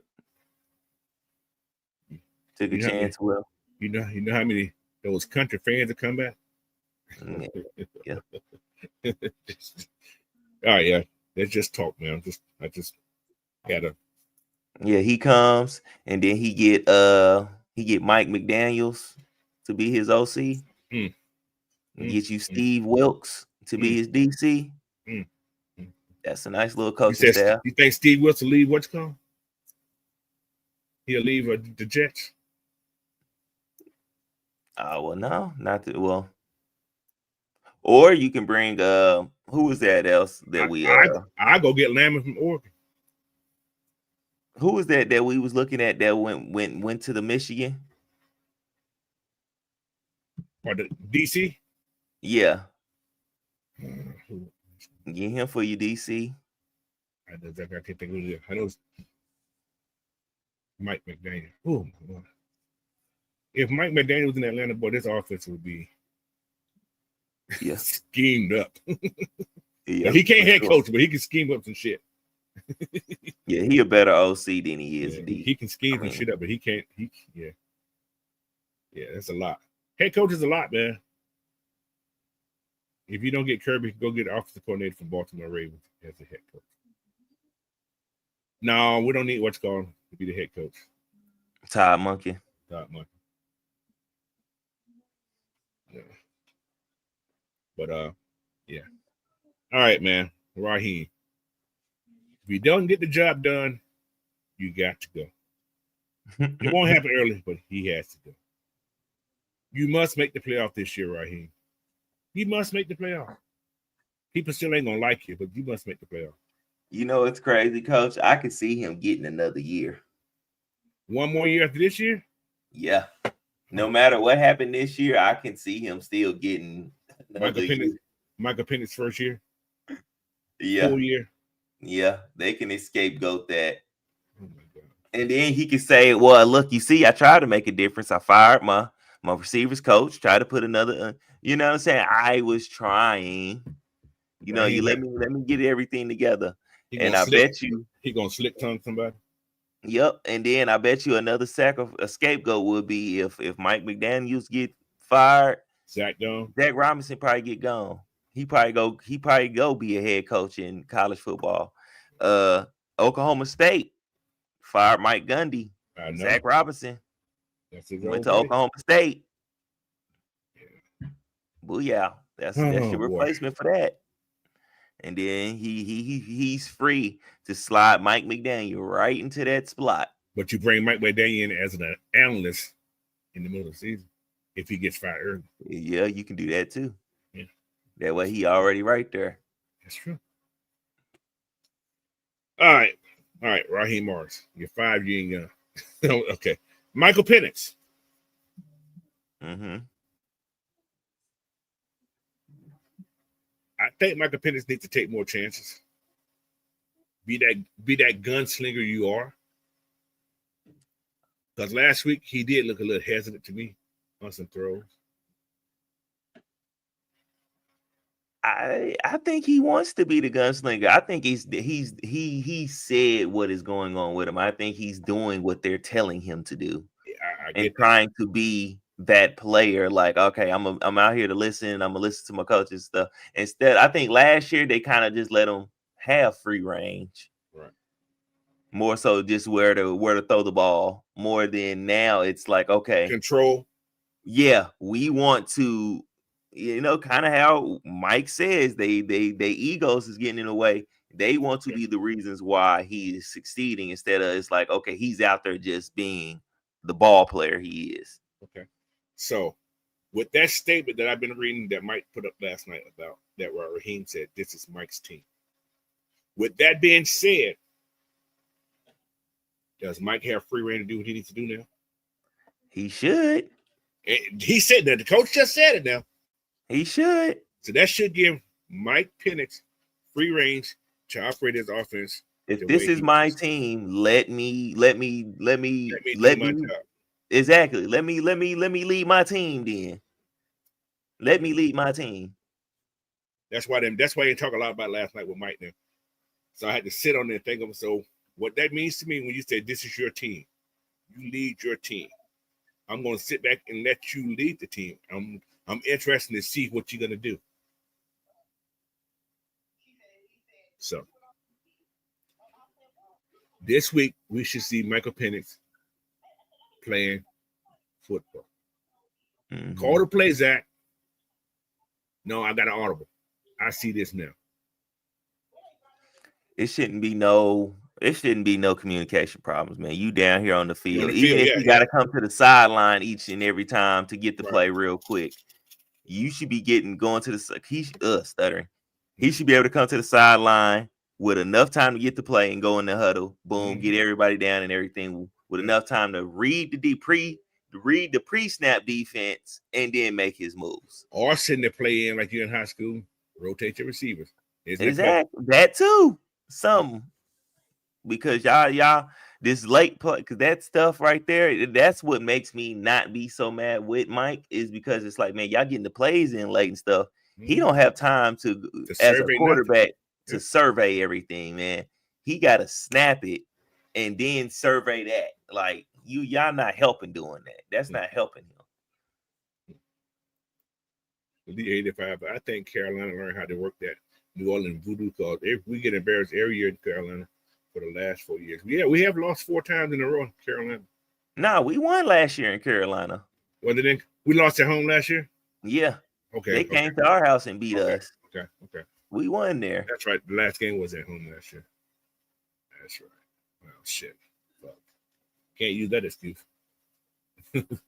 Now, the year before that, we beat them at home, and then they beat us in their house. Okay. That was that Desmond Ritter ugly pick he threw. Yeah, that's a lot of things they should have done after that Super Bowl year. That's a lot of things they should have done. Man, yeah. Was McVay on that Falcons staff Super Bowl year? Yeah. No, he wasn't. No, McVay wasn't. LaFleur was. Should have kept him. He was the quarterback. You kept LaFleur. You should have kept either Mike McDaniels or LaFleur. Yeah. And turned them into the OC. But I think Dan Quinn knew what they was going to become. So he tried to get them going quick. And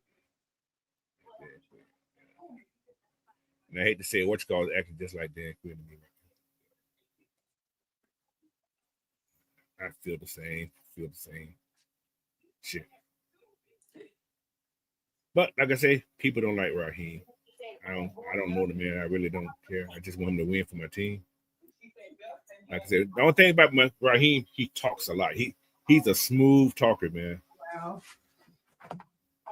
He's like one of those hypnotists. He says things and you just fall into that hypnosis dream he is. Yeah, he has that charming chemistry about him to make you believe what he says. Yes. Yeah. And right now, he has not proven anything. He hasn't proven anything. No. All right, man. We got 1 hour and 33 minutes already. Now let's get into this Washington Falcons game this week. All right. Washington has no starting quarterback. We don't have to listen. This week, there's no Jaden Dane. So he was the X factor last year. Or Scary Terry. Well, Terry was no factor. AJ shut him the hell out last year. So I ain't gonna put Terry. But we don't have AJ though. So we don't have AJ. But Terry if he would have played, I felt like he would have been a factor then. I agree with you there. But yeah. But we got to deal with Marcus Mariota. Anybody scared? No. I feel like we force him to pass the ball, we win the game. That's the thing. We got to force him to pass the ball. We can't let him escape. That I mean, and I'm also talking about also shutting a whole run game down, not just him running the ball, but the whole entire run game. They got to make the game squarely on his shoulders and make him win, make him beat you. His receivers are not. Yeah, he still got Deebo Samuels. That's all they got, pretty much. Luke McCaffrey. Yeah. He on the team. Shoot, I don't know who else they got. Noah Brown's hurt too. Oh, he's not playing?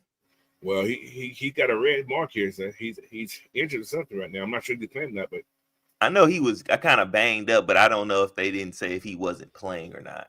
Well, he has a wet thing on him like everybody else who's injured. So I'm not sure. Okay, well, then that's a chance he's not playing. You make him because you got to make. Yeah, I feel like even we get to Marcus Mariota. I kind of feel like it's the same game plan from last week because I feel like the only reason our game plan didn't work last week for the defense is because our offense didn't putting up points up. So Carolina's offense didn't feel the need to have to rush to score or take too many real chances, even though they kind of did a couple times. Right. It's like they did what they was doing. Oh, Brian, people said Noah Brown is out. Okay, so yeah, Noah Brown's out. Yeah. So you have no receivers really, but that one guy. So it's basically right now they're gonna have to rely on run game, timely passes from Marcus Mariota and their defense. Defense still solid now. But you proved last year that this same offense this same players can beat their defense, but you gotta but you don't have that X factor, which was their quarterback last year. You don't have that X factor. That too. They got, like I said, they got a rookie quarterback, that Ja'Cory Krosky Merritt, I think his name. Krosky. Nice little running back. Trey Amos, rookie corner. Yeah. That's your boy, Trey Amos. Yep. They got touchy Philly guy, Marshawn Lattimore. He's gonna touch it all the time. Because he want to touch it, bring it back, watch it, turn it, leave it, stock-o-matic. Touch it, bring it back, watch it, turn it, leave it, stock-o. And they got Bobby Wagner. Bobby getting a little old, though. If you put Bobby Wagner, if you put him in a situation to have to go cover, you can expose him. But if you let him be the downhill linebacker, that's where he's going to dominate at. 4-3 coverage, guys. That's what you're going to see there. That 4-2, you'll have that damn nickel back there. You know it's going to be a cover 3 most of the time with Dan Quinn. Mm-hmm. So it's going to be very interesting. So Zach, yeah, they got the running back, Chris Rodriguez, the kid from Kentucky. Mm-hmm. I like him. But the defense, you got to do that job. You got to make sure you put pressure on Marcus Mariota because he will give you the ball. Yeah. He will give you the ball. But this is the first time Dan Quinn came back as a head coach, though. But he has not lost since he's been back as a coach to Atlanta. He's been back here for 2 times since he was gone. He's won every time he's been back. He's won. He's beat every time he's played us. He's won. I don't think we beat. We didn't beat the Cowboys not once when he was coaching the team. But yeah. But man, is this a must-win game? Or is this a must? Or is this a? Yeah, it's a must-win. Is it you need to be 2-2 going to the bye. Yes. You cannot go on a 3-game losing streak going into 2-game losing streak going into your bye. And then not only that, you already 2-0 in your division. Yeah. Then you be what? 3 games out of the NFC? Who we lost against so far? We lost Bucks and the Panthers. So that'd be 3 games in the NFC. Mm-hmm. If you lose this game. Wow, yeah, you don't want that. You cannot sacrifice. You can't afford that. You gotta win this. No, I don't care what I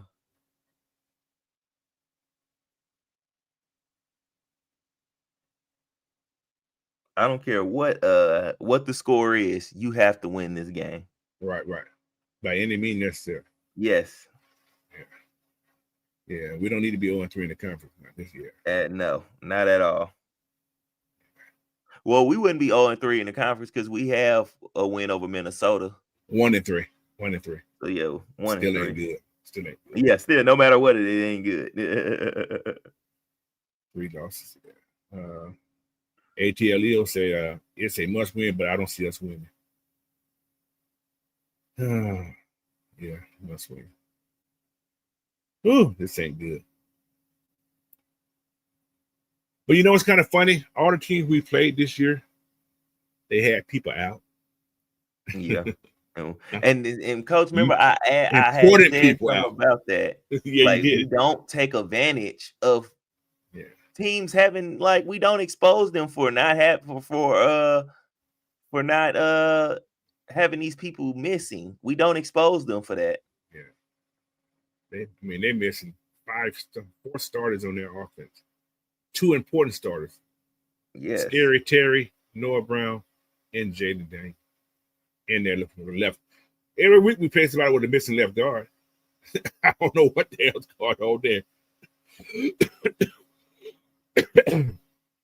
But we're not taking advantage of it, like you said. He said Raheem and Zach. Ski said Raheem and Zach make the game harder. I think they need to have one of those players on the meeting and somebody need to go off. But who's on that team that can really make everybody, be accountable? We still ain't got that leader on that team to make everybody accountable. But I think Jalen can be that guy, but I don't think Jalen has the tenure to have everybody listen to him like that. You know what I'm saying? Yeah, but you know what it is, Coach? I think the reason we ain't had that is because our front office hasn't picked a coach that can give you that type of leadership too. Like, the organization hasn't picked somebody in the coaching staff, or anybody in the organization hasn't had that type of mentality.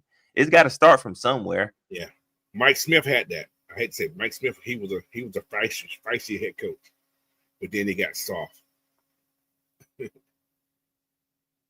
But then again, you had a damn great quarterback. Mm-hmm. So your quarterback and your head coaches have to be on the same accord to a degree.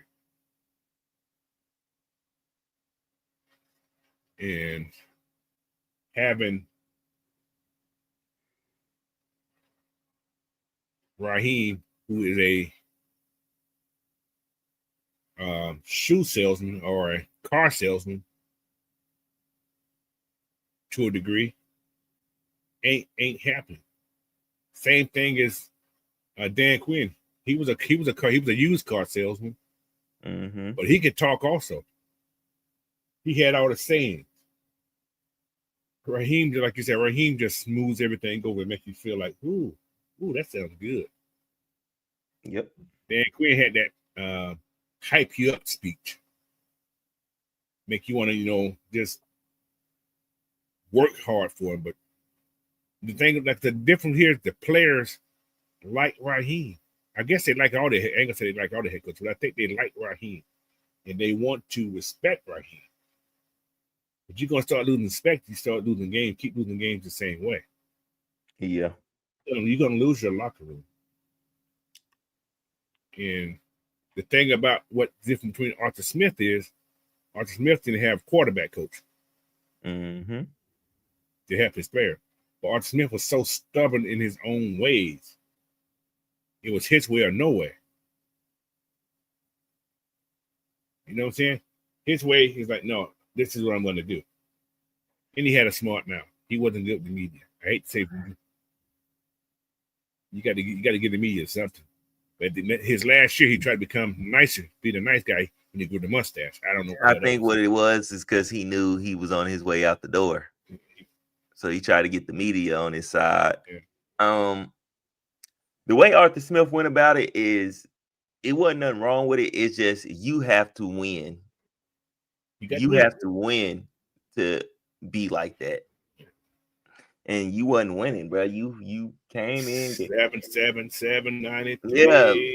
What? 7-10, 7-10, 7. That's not winning product, bro.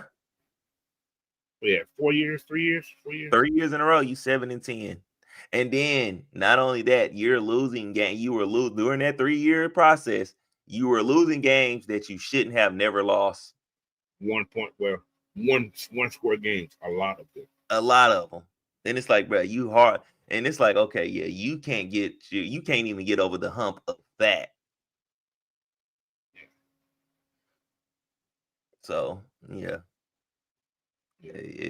That's the difference. Like he could have had that attitude and everything if he was winning a lot more. Correct. If he would have won, I would say this: if he would have went 10-7, those 3 years, he would still be here. Yeah. Mm-hmm. Or even made the playoff, right? If what's called made the playoff that last year, he'd still be here last year, right? He wouldn't have been here. I think if he would have made the playoffs either just one of those years, he probably would have still been got here. Another year here. Yep. But then again, it goes back to what we said earlier. You brought all this talent in, but you had nobody to mentor these talents. Exactly. Especially in that wide receiver room. Nobody was there. Once Julio, now I'm gonna tell you this: if Julio played that first year with Arthur Smith and was able to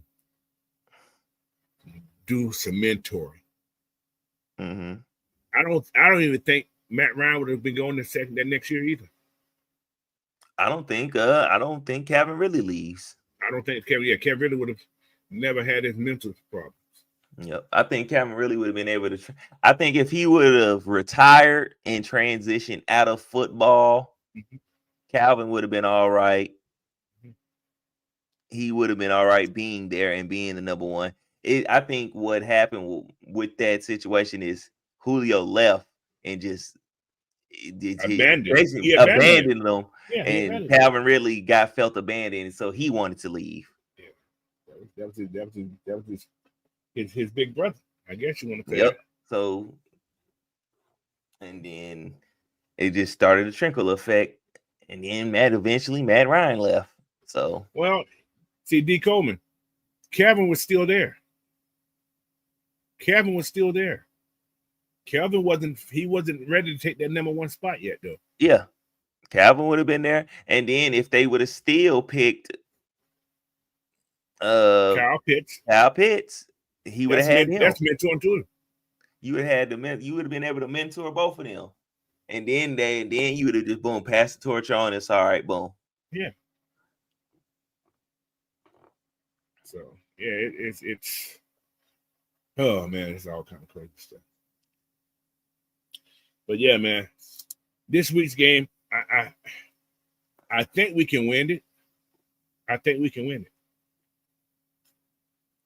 don't see a reason why, because they even though the Commanders have been beating us these last 3 to 4 matchups, they have not been dominating us. They have been barely beating us. Last quarter.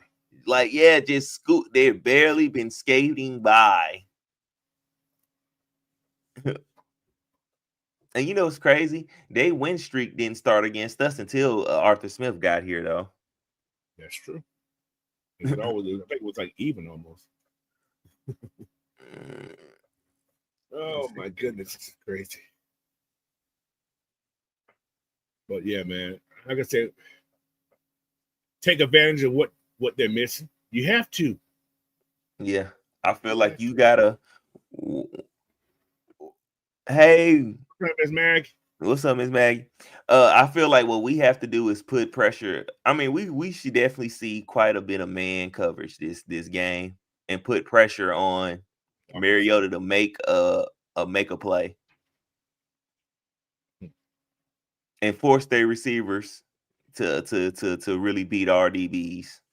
They got Luke McCaffrey. Ooh. Yep. Oh my Lord, this is crazy. Now, I'm going to say this. If we lose this game, have the fire department on call. Oh, yeah. I think mother is going to riot. And then not only that, and some more pressure. This is your first home game back from your road streak. You already lost once at home. You can't lose two. You can't lose. Yeah. You know what I'm saying? 2 home games, bro. The only thing I'm gonna hate to see. I see it already. That stands are full of Redskins fans. I'm gonna hate to see that. I know it's gonna be that way because the tickets are high. And motherfuckers gonna sell their tickets just for the money. I can see it. I see it already. Well, hey man, Falcon fans, man, get out there, man. Get out there and support your team. I can see that already. But it's up to them. If our guy has to hold his ears to hear a play call, then you ain't got to hear the headphones this time. He's on the sideline. So Yeah, that was say, nah, he on the sideline. All that shit not give happening. Give that man an unband and give me some A, B's, and C's and shit. Yeah, I wonder what's wrong with why ain't nobody? Give me an unband and give me an A, B, or C. Number 25, or give me something. Shit. But I'm not spending my money on this team anymore. Well, I don't go to the games like that, but I do buy my jerseys. Mm-hmm. I just got my JPJ jersey today. Well, yesterday, actually. Yeah, so if we lose home tomorrow, I think Zach Robinson is fired. Now, I don't think so. Depending on especially depending on how we look. It depends on how we look. Now, I ain't gonna say he won't be, but I can. Damn, who's gonna take off the play caller? TJ? He gonna have to.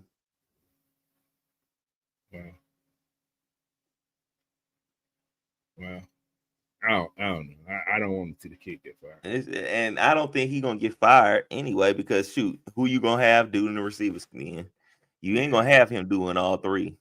That's way too much on one person. Yeah. We need a deep threat at wide receiver. Yeah, we do. And like I said earlier today, you need a receiver that can get down the field for pennies to release that on. We ain't got that. Yeah, I don't think Zach's going nowhere no time soon either. If anything happens, it'll be at the end of the year. You have a quarterback. I see him. If anything, he's going to be the head coach. I can see him being the head coach at Oklahoma State. Yeah, they ain't hard. They only got an intern right now. Exactly. That's who I think. That's where that's his alma mater. He can go back there. Boom. Yeah. And if Mike McDaniels is fired at the end of this season, he will definitely be the offensive coordinator for the Falcons. That man may lose. That man may lose today. You may see. You may see him in here. May get fired before that. Yeah.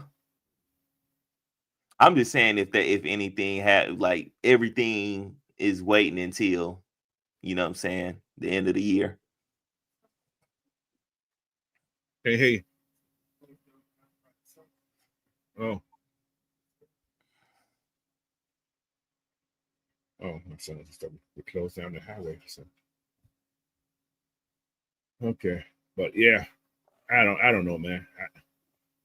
DJ can't call plays. I don't think DJ ready to call plays. He said, or Zach Taylor from what's called? Zach Taylor is part of what? Yeah, he's part of the Ram formation thing too, ain't he? He's a McVay guy. So I don't think they'll bring, I don't know. I don't think Zach's going to get fired. Zach got another year because his quarterback's hurt. Yeah. But then again, it's like, man, you still ain't been. Well, nah, him going to the Super Bowl with him, and them going to those playoff games and stuff. Those is that gave him time. Yeah. So, and your quarterback get hurt two years out of the time you've been there. Yeah, so. For sure. Yeah, he ain't gonna be getting fired no time soon. Don't want Tyreek Hill here. No, don't want Tyreek Hill. What did he shit? Never. I don't know. I would have liked young Tyreek, not this Tyreek. Yeah, I would have liked younger. He's acting too much like money Tyreek. He acting too much like what's called now, Antonio Brown. This Tyreek can't stop humping everything. Yeah, he's acting too much like Brown. Mm-hmm. He said, like I said, all coaches from trees are not good. From coaching trees are not good. Look at Bill Belichick people. All his people ain't that good. Yeah. Not all of them been successful. That's what I'm saying. And he's one of the winningest coaches in football. So all his coaches ain't been that great. We know Matt McDaniel can call plays, but he can't be a head coach and call plays. Mm-hmm. We know Dennis Allen can call a great defense, but he can't call a good defense to be a head coach. So there's some coaches that are just made to be coordinators. Yep, Arthur Smith. Exactly. And he's doing a damn good job in Pittsburgh to a degree. Mm-hmm. Oh, Jerry Jeudy on this offense. That'd be a nice pickup, Jerry Jeudy. Yeah. I would like to see a Jerry Jeudy on this offense. He can open up the field. You know somebody who I think will be good on this offense? What's that? He's older, but like Courtland Sutton. Yes, I like Courtland Sutton. I think he's very underrated. Yes, I like Courtland. He's a damn good receiver. He catches everything. Yeah, I think he will be good. And he can mentor. I think he'll be a good mentor for these guys. I think that's the only thing we really missing in that locker room. Because you kind of got mentorship on the other side. Mm-hmm. Defense is fine. Offense they just full of young guys. And I mean, you got your older statesman in Jake Matthews, but he's a lineman. Yeah, he's an offensive lineman. Exactly. Same as Chris Lynchman. He's an offensive lineman. Yeah, but so those guys, yeah, it's like Kadero Hodges out this week. Is he? He got a red star around him. So is Nathan Carter. They both got red things around him. They could be this week. They could be on the injury report. I'm not sure I don't know. But Kadero's got a red. And then I would bring up you got to bring up Chris Blair. Bring up Chris Blair. We have to. Jamal's back this week though. And I cut Jamal ass. He's back this week. He don't give you nothing. We got to do something about the kicking still. Everybody had overlooked the kicking last week. I haven't. Oh no, I didn't overlook the kicking. Nobody talking about the kicking. They need to get that crap out, man. That shit got to get fixed, man. They need to get something done. I wouldn't have, this is my thing. I wouldn't have never got rid of Koo until bro showed me at least two. Like we could have brung him up 3 or 4 times. I would have brung him up all 3 or 4 of those times, and he would have had to prove it. He said he got 2 film breakdown he did last week. Yeah, okay. Man. Kicker is trash. Yeah, we got to get that fixed. That's got to get. I think we need to go find one of these young boys, man. Guys that are hungry. Mm-hmm. We got nothing but steel in the veins, you know. Can't shake him for nothing. He said Drake isn't a number one in my opinion. Drake's a number one in certain offenses. How's that? Yeah. In this offense, he is not a number one because he can't get down the field. Your quarterback and your wide receiver has to be, especially number one wide receiver. Number one wide receiver got to be the guy. You got a quarterback that can get the ball 100 yards down the field. He can throw the ball 70 yards. Do we got a wide receiver that can go get 70 yards down the field? Who's going to get down the field and the ball's up in the air and he's going to catch it? In stride, we don't have that. If you look at what Penix did in Washington, he had 3 wide receivers that can get down the field and can get open. Mm-hmm. We don't have that. And we do got it on the bench. He's on the practice squad, and that's Chris Blair to me. I think Dylan Drummond's the same way. Those speed guys like that. But they're not on the main roster. Why? Because of decision from the OC and head coach and the wide receiver coach said this is not what they want in their offensive scheme. I'm assuming they didn't want to get no wide open guy. You know what I'm saying? So I don't know. Like I said, there's that collab that they was talking about is when Raheem came, we collab on everything. Mm-hmm. But this collabing ain't working. Yeah. So it is that. But anyway, man, you got anything else you want to say? Talk about that quick, fresh that we haven't talked about? Honestly, I got a question, Coach. Go ahead, do it. And this is for the chat too. If we do, if we say we do fire Raheem Morris, what coaches out there? What coaches out there to get? Oh. Like, who would you really be like, okay, I want such and such, and not like no retread Hell no.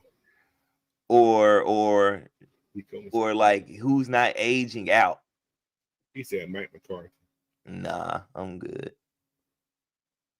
Did it, okay. I'm for the, okay, Mike McCarthy. What is Mike McCarthy downfall?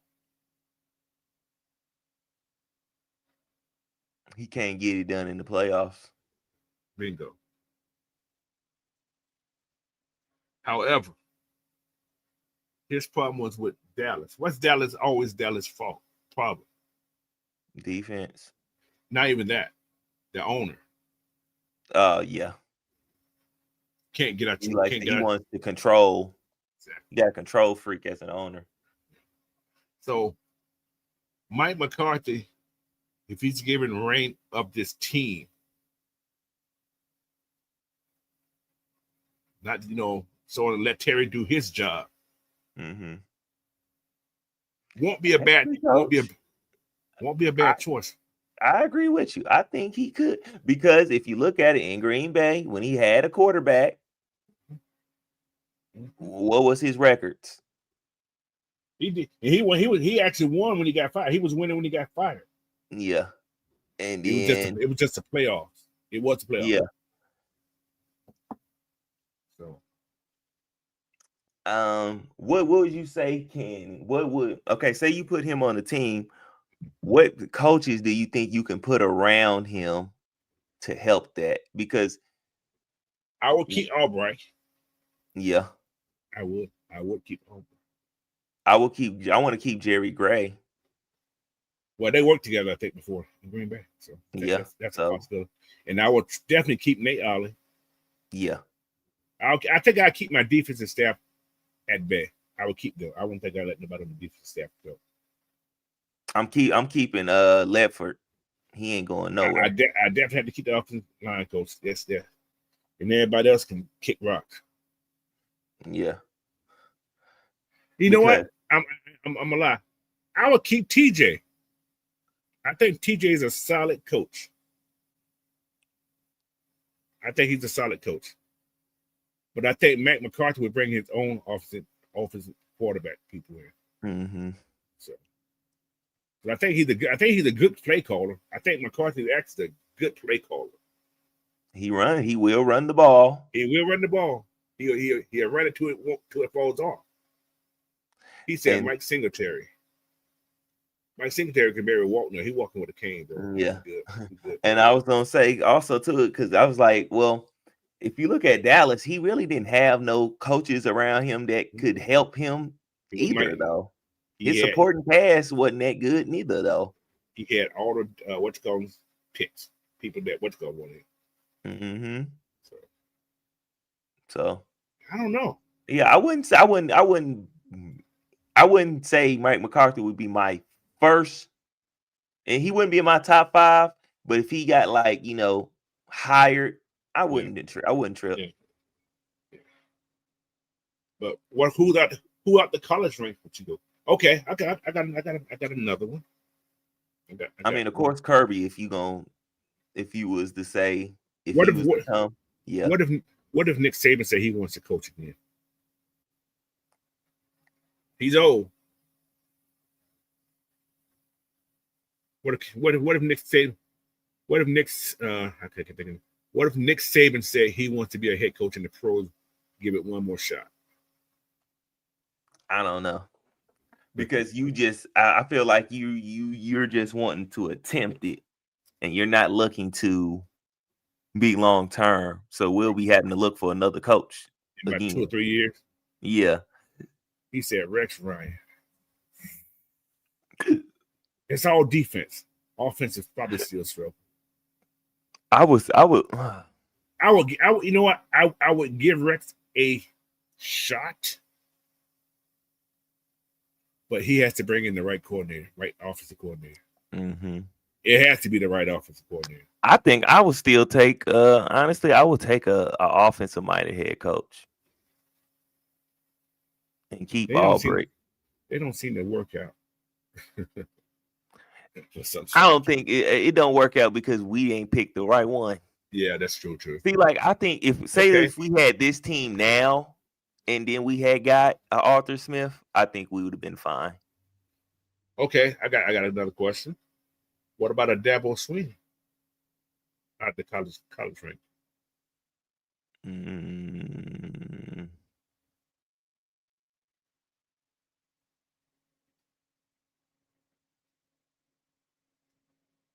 He says Steve I don't know. I don't know. Says, I don't think Steve Spagnuolo wants to be a head coach. I don't think he wants to be a head coach. You can't bring John. You can't listen, guys. I said this last week.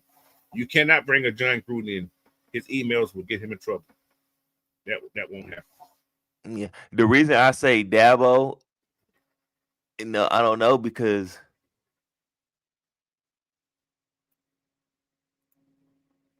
the reason I say I don't know about Dabo is because he ain't looked too good without a quarterback. That's true. So I don't know. But we have a quarterback. Yeah, true. We already do have one. Mm-hmm. Todd Monken. I don't think Todd Monken. Could Todd Monken be a? I don't think Todd Monken is head coach material. Yeah, I don't think he's head coach material. I don't want the Lions. Now he just got there. Now, I got another coach out there that I think can get the job done, but he has to bring in the right offensive coordinator. Steve Wilkes. Yeah, I was thinking you was gonna say Robert Saleh. With the right office, with the right office coordinator. With the right offensive coordinator, yeah. You think he'll keep Albrecht? Yeah. Yeah. I mean, you already work with him, and you already know what he going. You know what I'm saying? Y'all know what y'all did. All y'all got to do is have the right offensive coordinator, like you said. Yeah, Mike McDaniel get fired? Yeah. Go ahead and slide him right in there. And he has head coaching experience too. Yes. So that makes a difference too. So his knowledge and you know what I'm saying? Strong staff. There you go. Wink Martindale. Wink Martindale. That's the coach I was talking about. Oh, Wink Martindale. Remember we interviewed him. We interviewed him. Yeah, we interviewed him. Yeah. If Tomlin's in Pittsburgh part ways, I think Tomlin retire. I don't think he'll go nowhere. I mean, he's definitely a Hall of Fame coach. So he's a Hall of Fame coach. I don't think he'll go anywhere. Yeah, but it's gonna be interesting, man. It's gonna have quite a bit of, because me personally, I think. But Wink Martindale, he's a defensive coordinator, right? Yeah. Like I said, everything falls on who you bring in for your offensive coordinator. For all these defensive guys, these are great defensive minds. They all are. But it depends on who you bring in for your OC. See, you talk about Bill Belichick. Bill Belichick, his girlfriend would have been in the way. That could have been another reason why he didn't get hired. His girlfriend was in the meeting room with him, so we don't know. We don't know. But Saleh will have the defense ready, and Saleh will motivate. Saleh reminds me a little bit of the guy in Detroit with his bravado. Dan Campbell. Yeah, he has that type of bravado. Yeah. Like you said, I think we need a coach that has that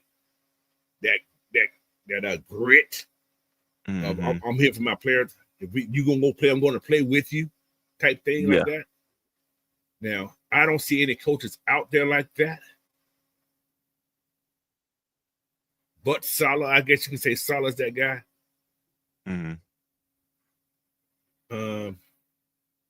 Could be other out there. I just don't see them. Yeah, that's what I was like. I was thinking about that. If we did get rid of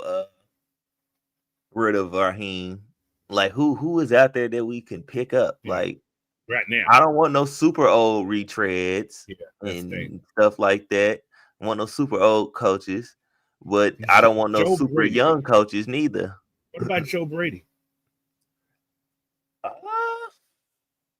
I'm looking at Scotty Robinson comment. Yeah. No, I think somebody said Joe Brady earlier too. I like it. I like his play calling. Who did Joe Brady play with? He had LSU. Yeah. Then he went to when he went to the pros. I think wasn't it Panthers? Wasn't it the Panthers went to? Yeah, he went to the Panthers with Matt Rule. Yeah, with Matt Rule. Yeah. I can't think. He's somewhere still there. He's with the Bills right now. I would take a shot at Joe Brady. Yeah. If Kirby leaves Georgia, I think Kirby gets hired for Atlanta if Atlanta won. Yeah, I would take a shot at Joe. I would put Joe Brady on my list. I like Joe Brady. I think he's a good play caller too. Because he has two, like if he has something to do with the way the offenses is working in both the Bills and with the because he was with LSU when Joe Burrow was there, right? When they won the national championship. I definitely think he will bring that, and I think that style would fit a Penix. Exactly. He said Brian Flores. I think that kid is. You would have to have the right offensive coordinator still. But I think he's blackballed for becoming the head coach, though. Yeah. I hate to say that. I think he's blackballed for becoming the head coach. So I don't think Arthur. Yeah, because he tried to expose. Expose stuff. Yeah, I don't think Arthur will hire him. I'm not saying that like that, but just, he has that blackball material. But yeah, that's Cliff Kingsbury. I like that Joe Brady. I don't know about no Cliff. Yeah, Cliff Kingsbury. He's with Washington now, right? Yeah, he's with Washington. Yeah, the OC. I would like him. I would like him as an OC, but not no head coach. No, yeah, not no head coach. He had his opportunity. I didn't really like him as a head coach when he was at Texas Tech like that. He said, "Did Joe Brady have Baker and Darnell in Carolina, and it failed?" But that's totally different, though. He was just the OC, and he wasn't the overseer of that. And then not only that, Carolina is a terrible organization. He said Greg Roman. I like Greg Roman. I think because he haven't had has he ever had his chance at head coach? I've never heard him being a head coach. I think he's been interviewed a lot from a lot of different people. But I think he took over when he took over. Did he take over 1 year when Sean Payton? Was he with Sean Payton 1 year? When they had to when Sean Payton got suspended, was it Greg Roman or was it another Greg guy or was somebody else? I'm not for sure. I think that was a different person. That was a different person. I think so too. See, Gruden, one case free, huh? Gruden has emails, man. No, I like Gruden, but is Gruden really? Gruden took over teams that was already in place down there. Is that fair to say? He took over a team that was already in place because Tony Dungy built that team. Only thing Gruden had to go in and just go in there and do a little tweaking. That was it. Tweaking. But yeah, I would take that. Yeah, that Joe Brady name. Yeah. That intrigued me. Yeah. So yeah, I would say like for a bunch of like kind of newer faces. I would like to say Wink Martindale, Joe Brady, and Kirby. Kirby. Yeah. People like he talking about Kirby. But yeah, no John Gruden, man. Oh, and we can add a Greg Roman to that list Roman. too. We can add him. And and Robert Saleh. Robert Saleh, yeah. And It's a couple. So that's a couple that's guys. A good seven coaches right there that I wouldn't mind taking some interviews and stuff with. Now, okay, a follow-up question to that is, do you keep your GM or do you get a new one? Oh, Jesus. Because we can Terry Fontenot ain't got into the playoffs as a GM yet, but he has not made bad selections and stuff when it comes to picks, and now he has been a part of a couple contracts so far that wasn't good. Well, one, I'm gonna say that wasn't good, but as far as getting talent and getting the players that is needed, he's done his job. He's done that. He's doing exactly what the coaches want, right? Exactly. So it's like, okay, do you keep him and kind of force the chemistry between him and whoever, or do you bring all new, a whole new relationship between head coach and GM in here and let that translate? You don't just be a second head coach.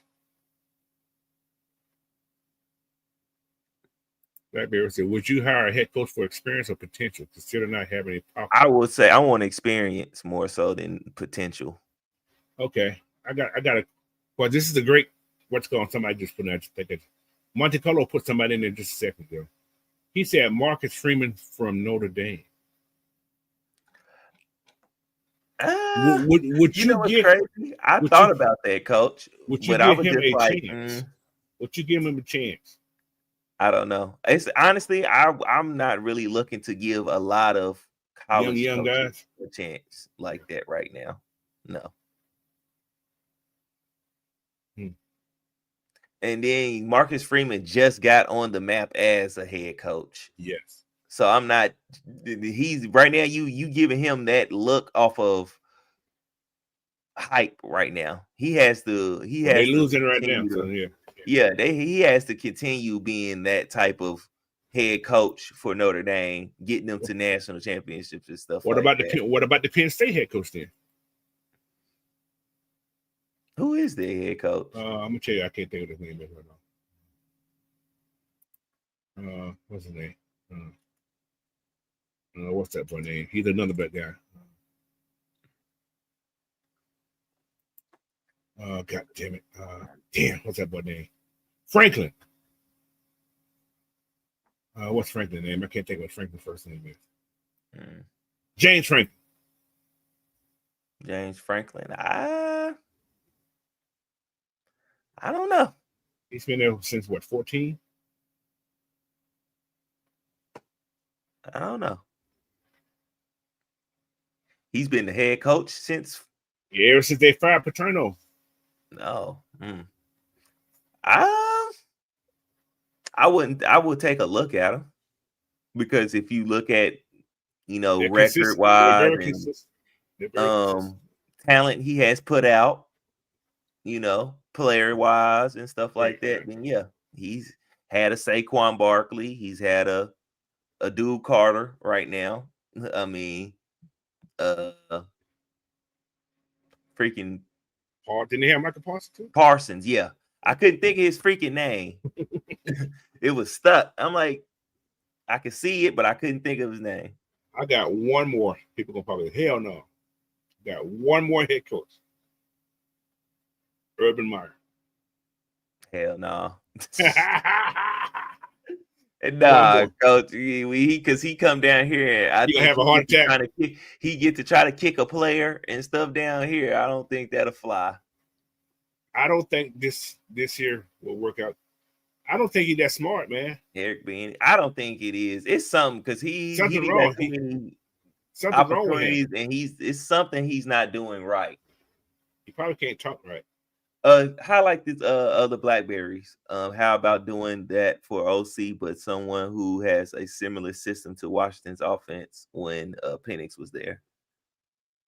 Caleb DeBoer, he may be fired this year. I think what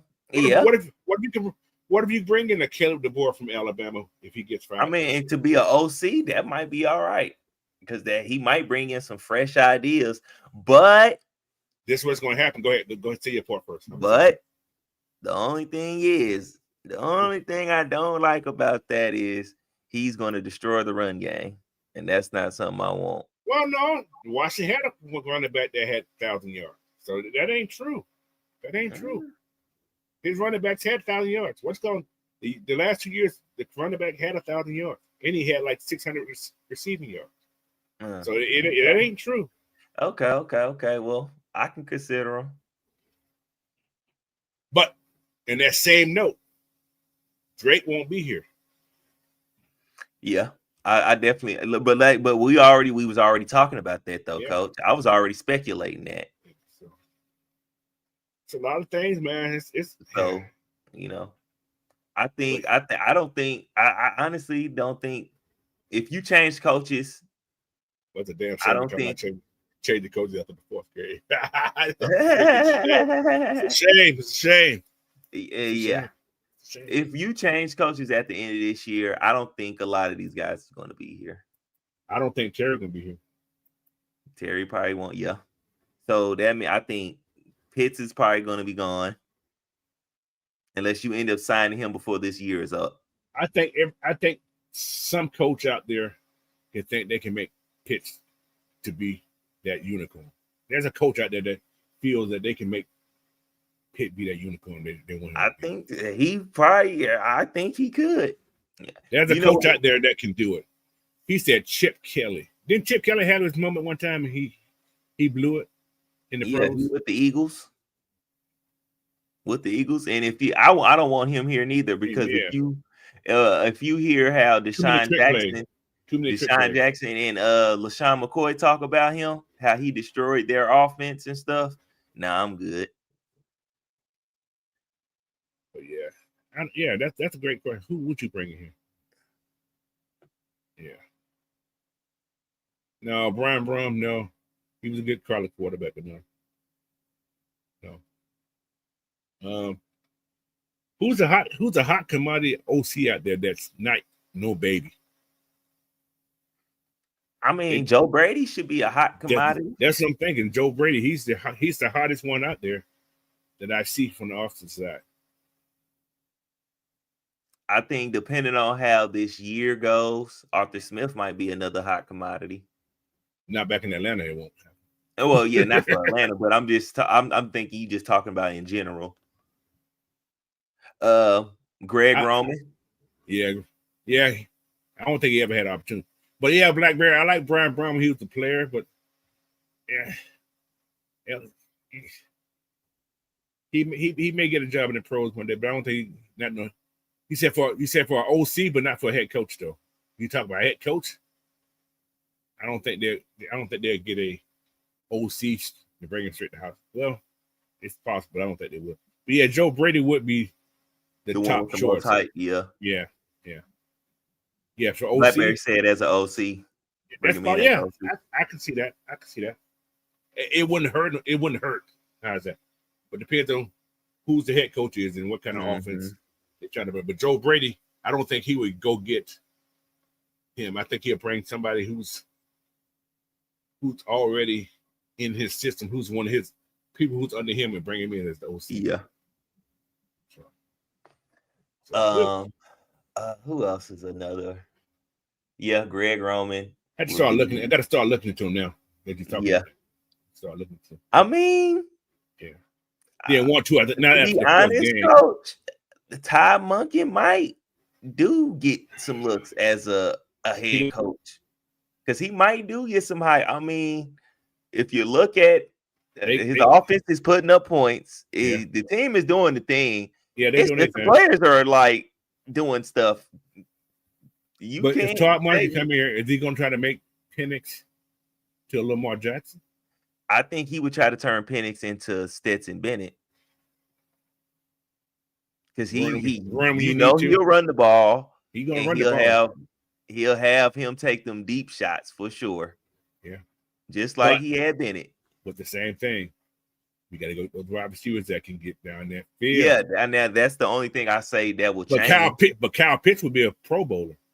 Yeah, because he had Brock and he has Andrews. Yep. I would say Todd Monken and Joe Brady might be the two most hype guys if they're looking to be head coaches on the offensive coordinator side. I think those might be the two top hype guys. And also, Todd Monken's familiar with the Mercedes-Benz. Exactly. So that would just only fit. And people probably think, oh, we're gonna start really drafting Georgia players now. Nah.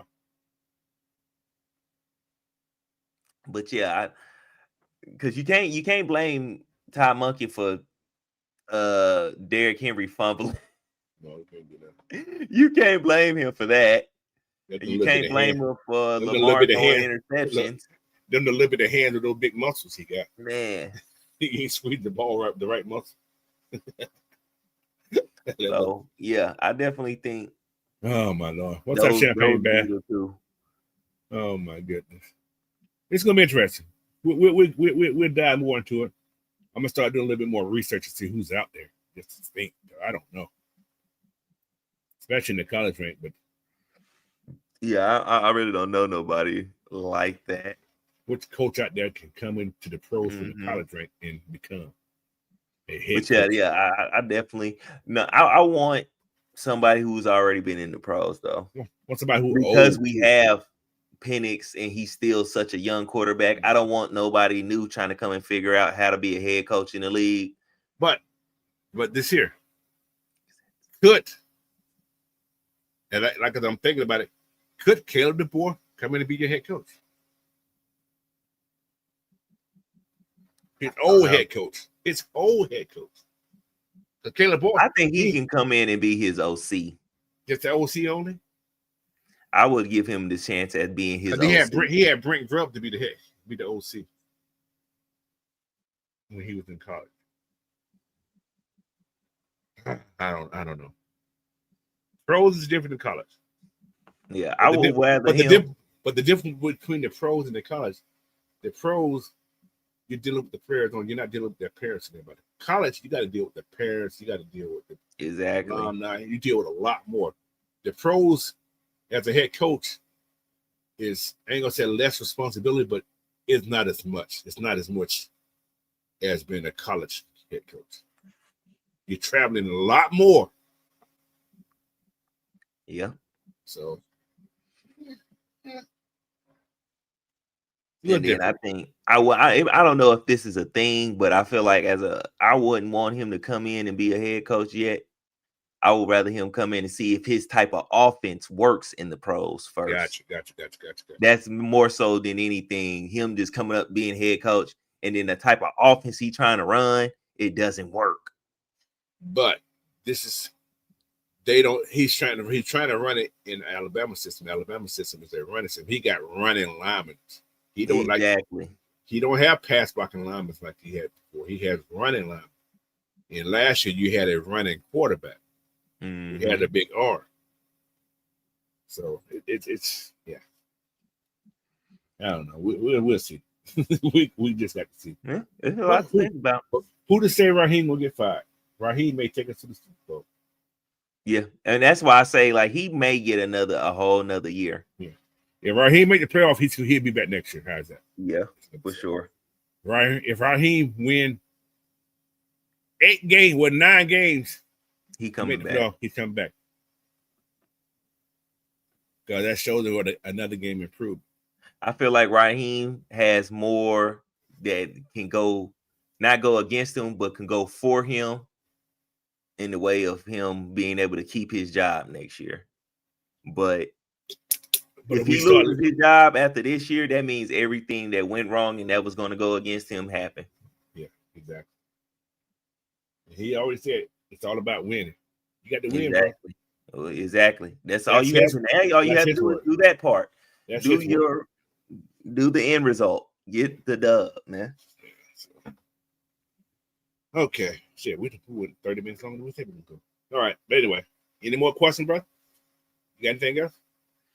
Nah, that was something that was on my mind because I was like, man, let's get into this coaching search a little early. Let's put some. So, that's a great point. I wish sprinkle a little dust.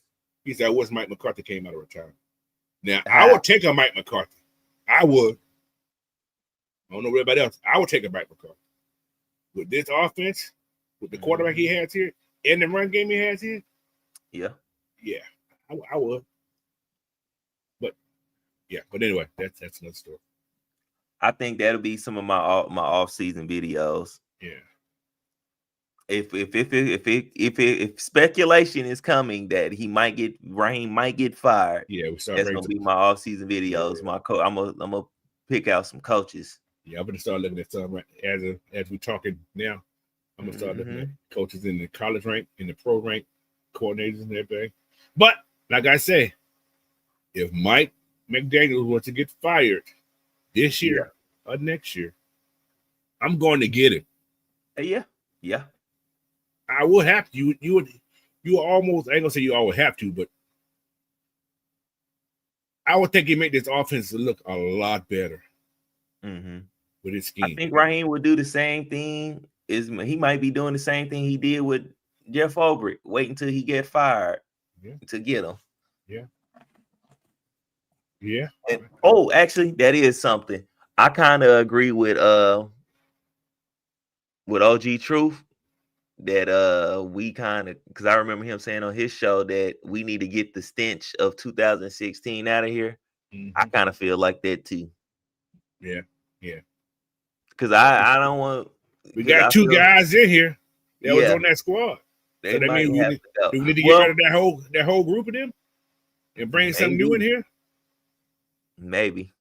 Well, the only reason I ain't saying I wouldn't push out Ulbrich is because he just got here and he is proven to be, what I'm saying, what we needed for the defense. And then not only that, he's not the one who's leading the team direction. Right. You know what I'm saying? Our head coach is stuck in that 2016 moment. And I feel like he's seeking to try to recapture that moment. We don't need nobody. We don't need the head coach in that mind frame trying to recapture something. Right. That's and sometimes I feel that way. Sometimes I think that's what he did. I honestly think he's trying to replay 16. It's trying to it's different talent level, different football too. Exactly. It's like, bro, you got to get out of that. I think that's why I feel like last year happened the way it happened. He tried to remake the lightning in the bottle crap happen, and it did not work. Right. Hold on, D. Coleman just put somebody in here. Lane Kiffin. That buyout would be crazy though. It would be high. Who's Lane Kiffin coaching for? Mississippi, Ole Miss, one of those schools. He's at. Is it Ole Miss or Mississippi? Yeah, Ole Miss. The blue and red. Yeah, for Ole Miss. Okay. Oh well, yeah. We know the offense, but that'd be perfect for Penix. His offensive scheme, that's a Penix type scheme. But anyway, we finna get out of here, man. We talked about Raheem ain't even gone yet. We already get rid of the man already. Man, yeah. Some people have said that. He said, "Man, we already replacing him." I mean, I'm not replacing him. I'm still giving him his shot and whatnot to correct his mistakes. But I'm getting my homework done. Yeah, now what's looking at stuff? Let this game shit. What's called me like fuck the hell? He down in that damn mafia cutting suit. Yeah, He may get fired that week. Yeah. He may just like fuck this shit. I'm tired of this shit. Jeff, you're the head coach for the rest of the season, or some shit like that. Or what's the old man name? Jerry Gray, you're the head coach for the rest of the season. Yeah, he is the assistant head coach. Yeah, he's assistant head coach. Yeah. Yeah, I'm gonna definitely put a list together of 5 defensive coaches and 5 offensive coaches. Okay. I don't think Jerry Gray wanted to be a head coach full time. I don't think he wants to. But what if Jerry Gray? Okay, hypothetical. I said that.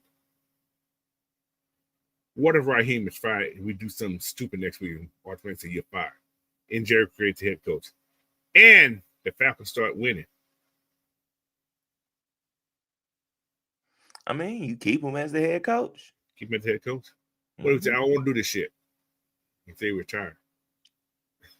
Hey man, then you still either way you probably would have you gonna have to find you a coach. You gotta find you a coach. If you fire Raheem Morris and he takes over just for the end, either way you still gonna have to find a head coach because he's not the head coach officially. He's just the interim. Yeah, he has. So you're still gonna have to interview him and hire him. Yes. So you still in the same place as you was once you fire Raheem. That's true. But I've seen them have interim head coach. Because Raheem was interim head coach when Dan Quinn got fired. Yep. That's true. And didn't get the job. Didn't get the job. Thank goodness. Yeah. Because he would have had the same crap going. He would just kept it going. No money. Yeah. At all. So. He would have kept the same shit going. You're right.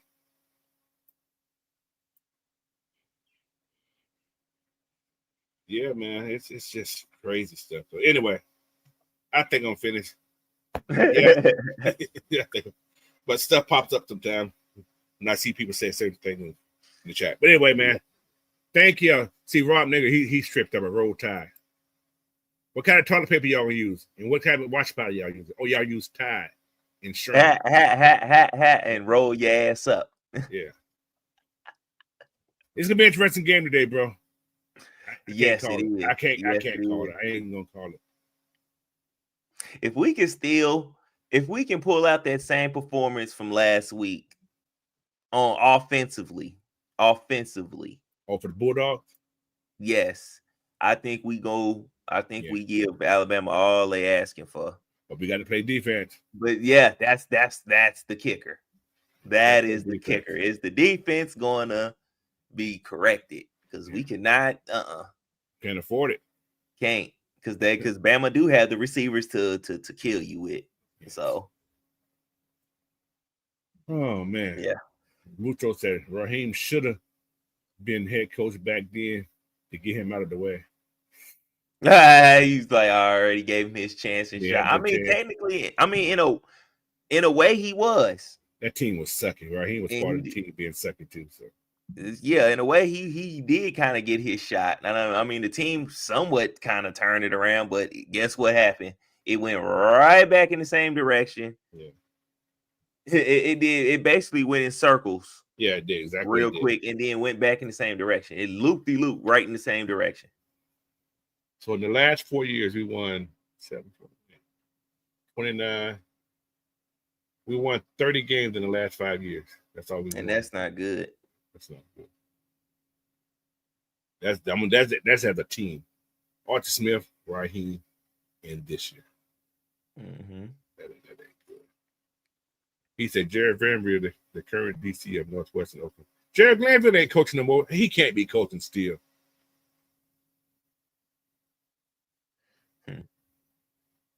He can't. That man cannot, because that man got to be 80 years old. How you say that man got to be 80 years old? He has to be 80, bro. Hold on. I got to look at it. How old is Jared Glanville? Oh my Lord. He got to be 80.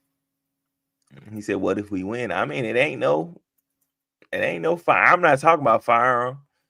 I'm just speculating whether or not. I don't actually want him to get fired, but damn.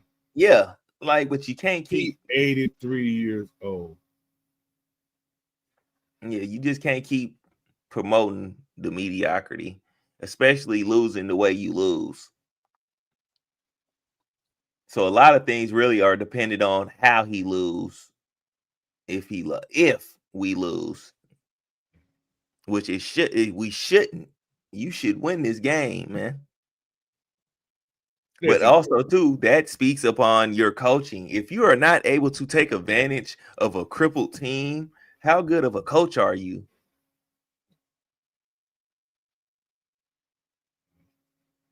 Like I'm telling even in we can take it to Madden playing video games, bro. If I see and if I know certain players on your team is hurt or then got hurt during the game, but I'm about to expose you. But that comes back to who? Your OC. Yeah. As well as your DC. You got to you got to be killing that left tackle or that left guard who they ain't now. Yeah, you got to be exposing stunts and blitz off the side, off those side, man. Overwhelm that side, make them send him help, make them do whatever, make them change their offense some type of way. But one thing I'm not going to blame the defense because the defense plays well enough to win games. Exactly. They're not doing anything. And that's the only reason I don't get on they butts because they haven't gave up more than 250 yards in the game yet. Exactly. So it's Ski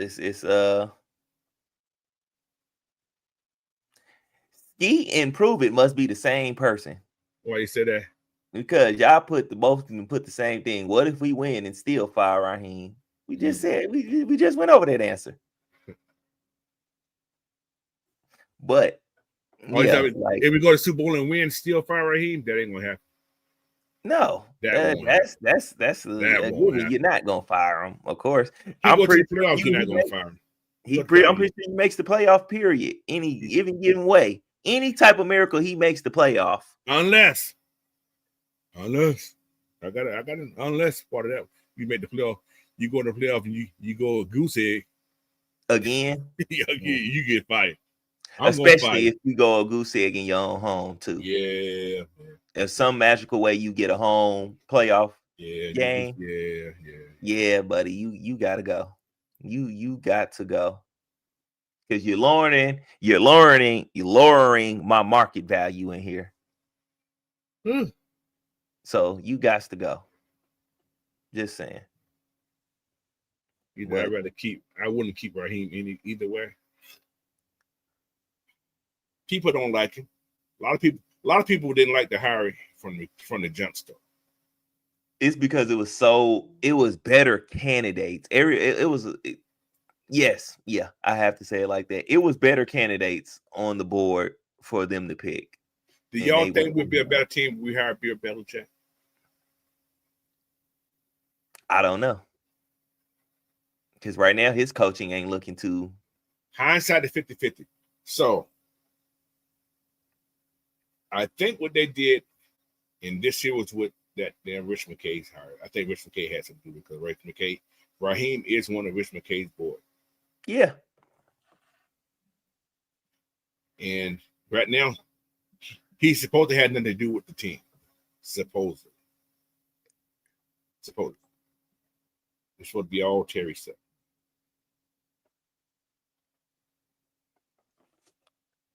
A lot of stuff still. That's why Raheem's still here. Too. I think we're gonna always get a coach in here like a Raheem Morris and stuff because of what's the name? McKay. Because McKay ain't going nowhere.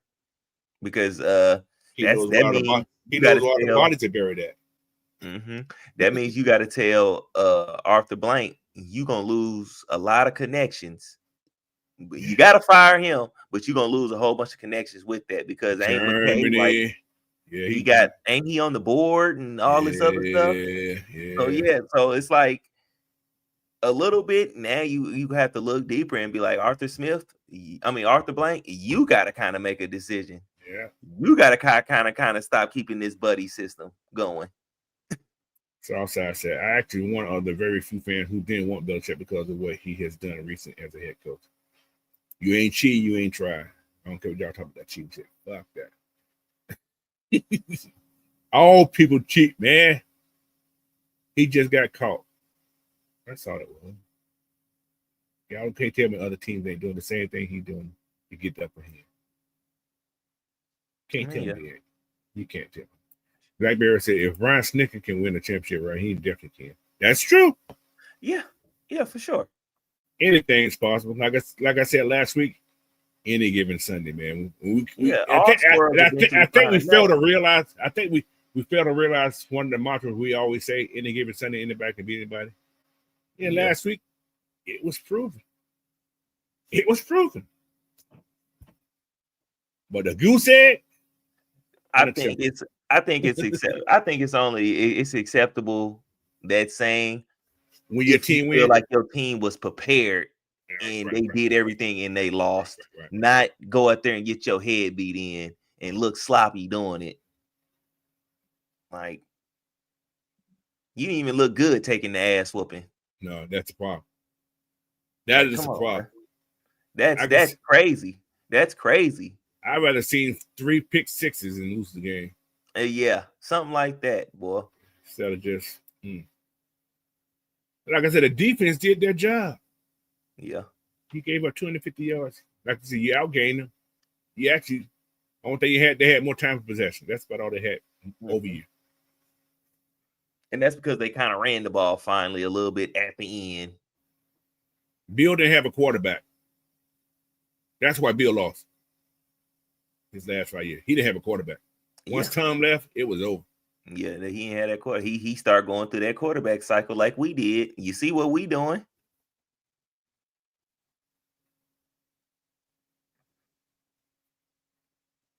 But see that y'all got there's another thing about the Panthers. We supposed to win that game, yes, and so on and so on. But the Panthers and they're rebuilding also, yeah. Yeah.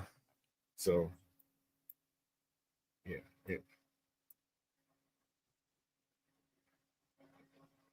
Yes, what Blackberry said. Most definitely.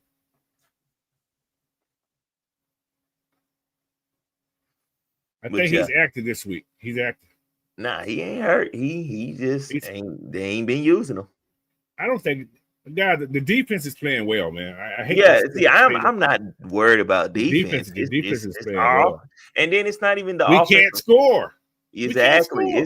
That's what I was about to say too. It's not even the offense all the way entirely. It's just situational more so than anything too. When you're in the red zone 5 times, you get 1 touchdown because they let you get that 1 touchdown. That's crazy work. That ain't good. Yes. So anyway, we're gonna try to get here again. That was 17 minutes. That's the last time I said that. We keep coming up with stuff. Yeah. All right, now we leave for real this time because the football game's on right now. I ain't even got the TV on because I'll be too busy looking over there. About to eat. Yeah. All right, man. Appreciate y'all, man. Tomorrow, regulate the show. Yes, sir. 11 a.m. 8 p.m. Eastern time. 8 a.m. I'm sorry, Shell. 7 p.m. But yeah, man. Live watch party right after the regulator show. I'm coming on at about 12:45. I got to keep the East Coast time. And I don't know if Fresh may join me. I think he may join me. We'll see. But anyway, whoever join me, man, they join me. Yeah. Now, I'll be there. And we're going to do a post-game show right after the Heavy Hitters Do Their show. Let you guys come on like we did last week, say a couple words, and get on out of here. Win, lose, or draw, we're going to be there. Yes, sir. But I'm tired of that losing. Like, well, you know what? I don't mind losing, but I don't like to get blown out like we got blown out. Yeah, it's not the losing. It's look ugly. It's how you lose. Look ugly doing it. Look ugly doing it. Because at least if you lose ugly, if you lose, you're looking good losing, I can make some excuses for you. Now, if you get blown out and stuff like that, I can't make no excuses for you. I can't defend you or nothing. I can't make up no lies for you or anything. Mm-hmm. Give me something like that. Give me a tool to defend myself with, please. And it is a damn shame. We got more sacks than we got touchdowns. That's funny. Mm-hmm. But the funny thing is, we've been asking for sacks. Yeah. He said Notre Dame running back Jeremiah Long is going on. Yeah, Jeremiah Long. That kid's pretty good. He's gonna be a first rounder this year. Oh yeah, for sure. Yeah, so. Everybody gonna want them, because they like, oh yeah. Oh yeah, I thought I did this earlier. I'm gonna do it right now. Where's it at? Yeah, wide receiver have no TDs. It's funny how your running back only got he has the only receiving touchdown. He's a running back though. Exactly. And then the other running back got the only only rushing touchdown from the running back. Well, yeah, man, I gotta do a quick shout out for a semi-sponsor for me. It's from Dream Keys Vacation, man. You guys looking for a vacation, man? Call this number or go to this website right there. I take the banner down, Coach. I'm gonna take it down. I'm doing it. I'm doing it right now. Right, there we go. You go to www. Dream Keys Vacation, man. You can do like a workup. You don't have to buy. You're not obligated to buy. You go get this information, man. You don't have to pay for your trip all at once. They make payments on the trip, guys. Plan it out. So anywhere in the world you want to go, Dream Keys Vacation can hook you up. All right. So need a picture, her name. She does a thing, man. But like I said, she's coming up with some new stuff. So this right now, this is what I have for her. I don't know if that QR code will work, but yeah, just go to www. Dream Keys Vacation, man, and do like a little mock vacation and see how much the price is gonna be for you. So you can do groups, families, you, your girl, your boyfriend, whatever you got, you can do it. Just go check her out. All right. So that was just a quick little intro. So thank you. Anyway, man, we can get out here now. Yes, Football, sir. man. Football. We got 3 good SEC games on today. So I don't know who's winning right now, but I know there's a game on right now. So, but anyway, thank y'all again, man. Fresh, give me your last word, sir. Get your McFoley together. Get your McFoley together. Get your McFoley together, man. Follow me. I put my links in the chat. All you gotta do is go to the top of the chat. They'll be up there somewhere. So, but yeah, we'll be back, man. Follow me, Almighty Fresh on everything, and you always down there catch me on Coach's show, and I'll always be dropping some material for you guys too. Make sure y'all go to Fresh, man. He be having some stuff that I'll be like, that's my break time work. Checking out Fresh. So when I'm on break, I actually got some more stuff I need to do when we get off of this while I'm eating. I got a discount code, but I forgot what it is, Blackberry. I forgot what it is. She gave me I totally forgot what it is. So you gotta get it and write it down. Well, she's doing a whole new what's called for me that I can put on here. But right now I do not have it right in here. So she got a whole new thing coming up. So until I get that. But yeah, till tomorrow, man. You know Matt is gonna bring it hard tomorrow though. But yeah, he gonna try to follow this 3-hour show. He ain't had a chance to talk about that loss last week. The boy, he gonna be oh yeah, he gonna be cooking. So he had to sit on it. Yeah, he had to sit on it, man. So y'all be prepared for that tomorrow though. But anyway, man, thank y'all again, man. Coach Unchained. If you haven't already, hit that like, share, subscribe button. Same thing for Fresh. Same thing for everybody with the AFN family, man. Make sure y'all hit that subscribe button. Because we do what we got to do. And we have fun doing it, though. All right, so. And that's the bottom line, because Unchained said so. Wow. Okay, that's a new one. Appreciate it. But all right, man, y'all have a great rest of y'all day. I'm hungry. And yeah, me too. I'm ready for some football. Right. Peace. Peace, y'all.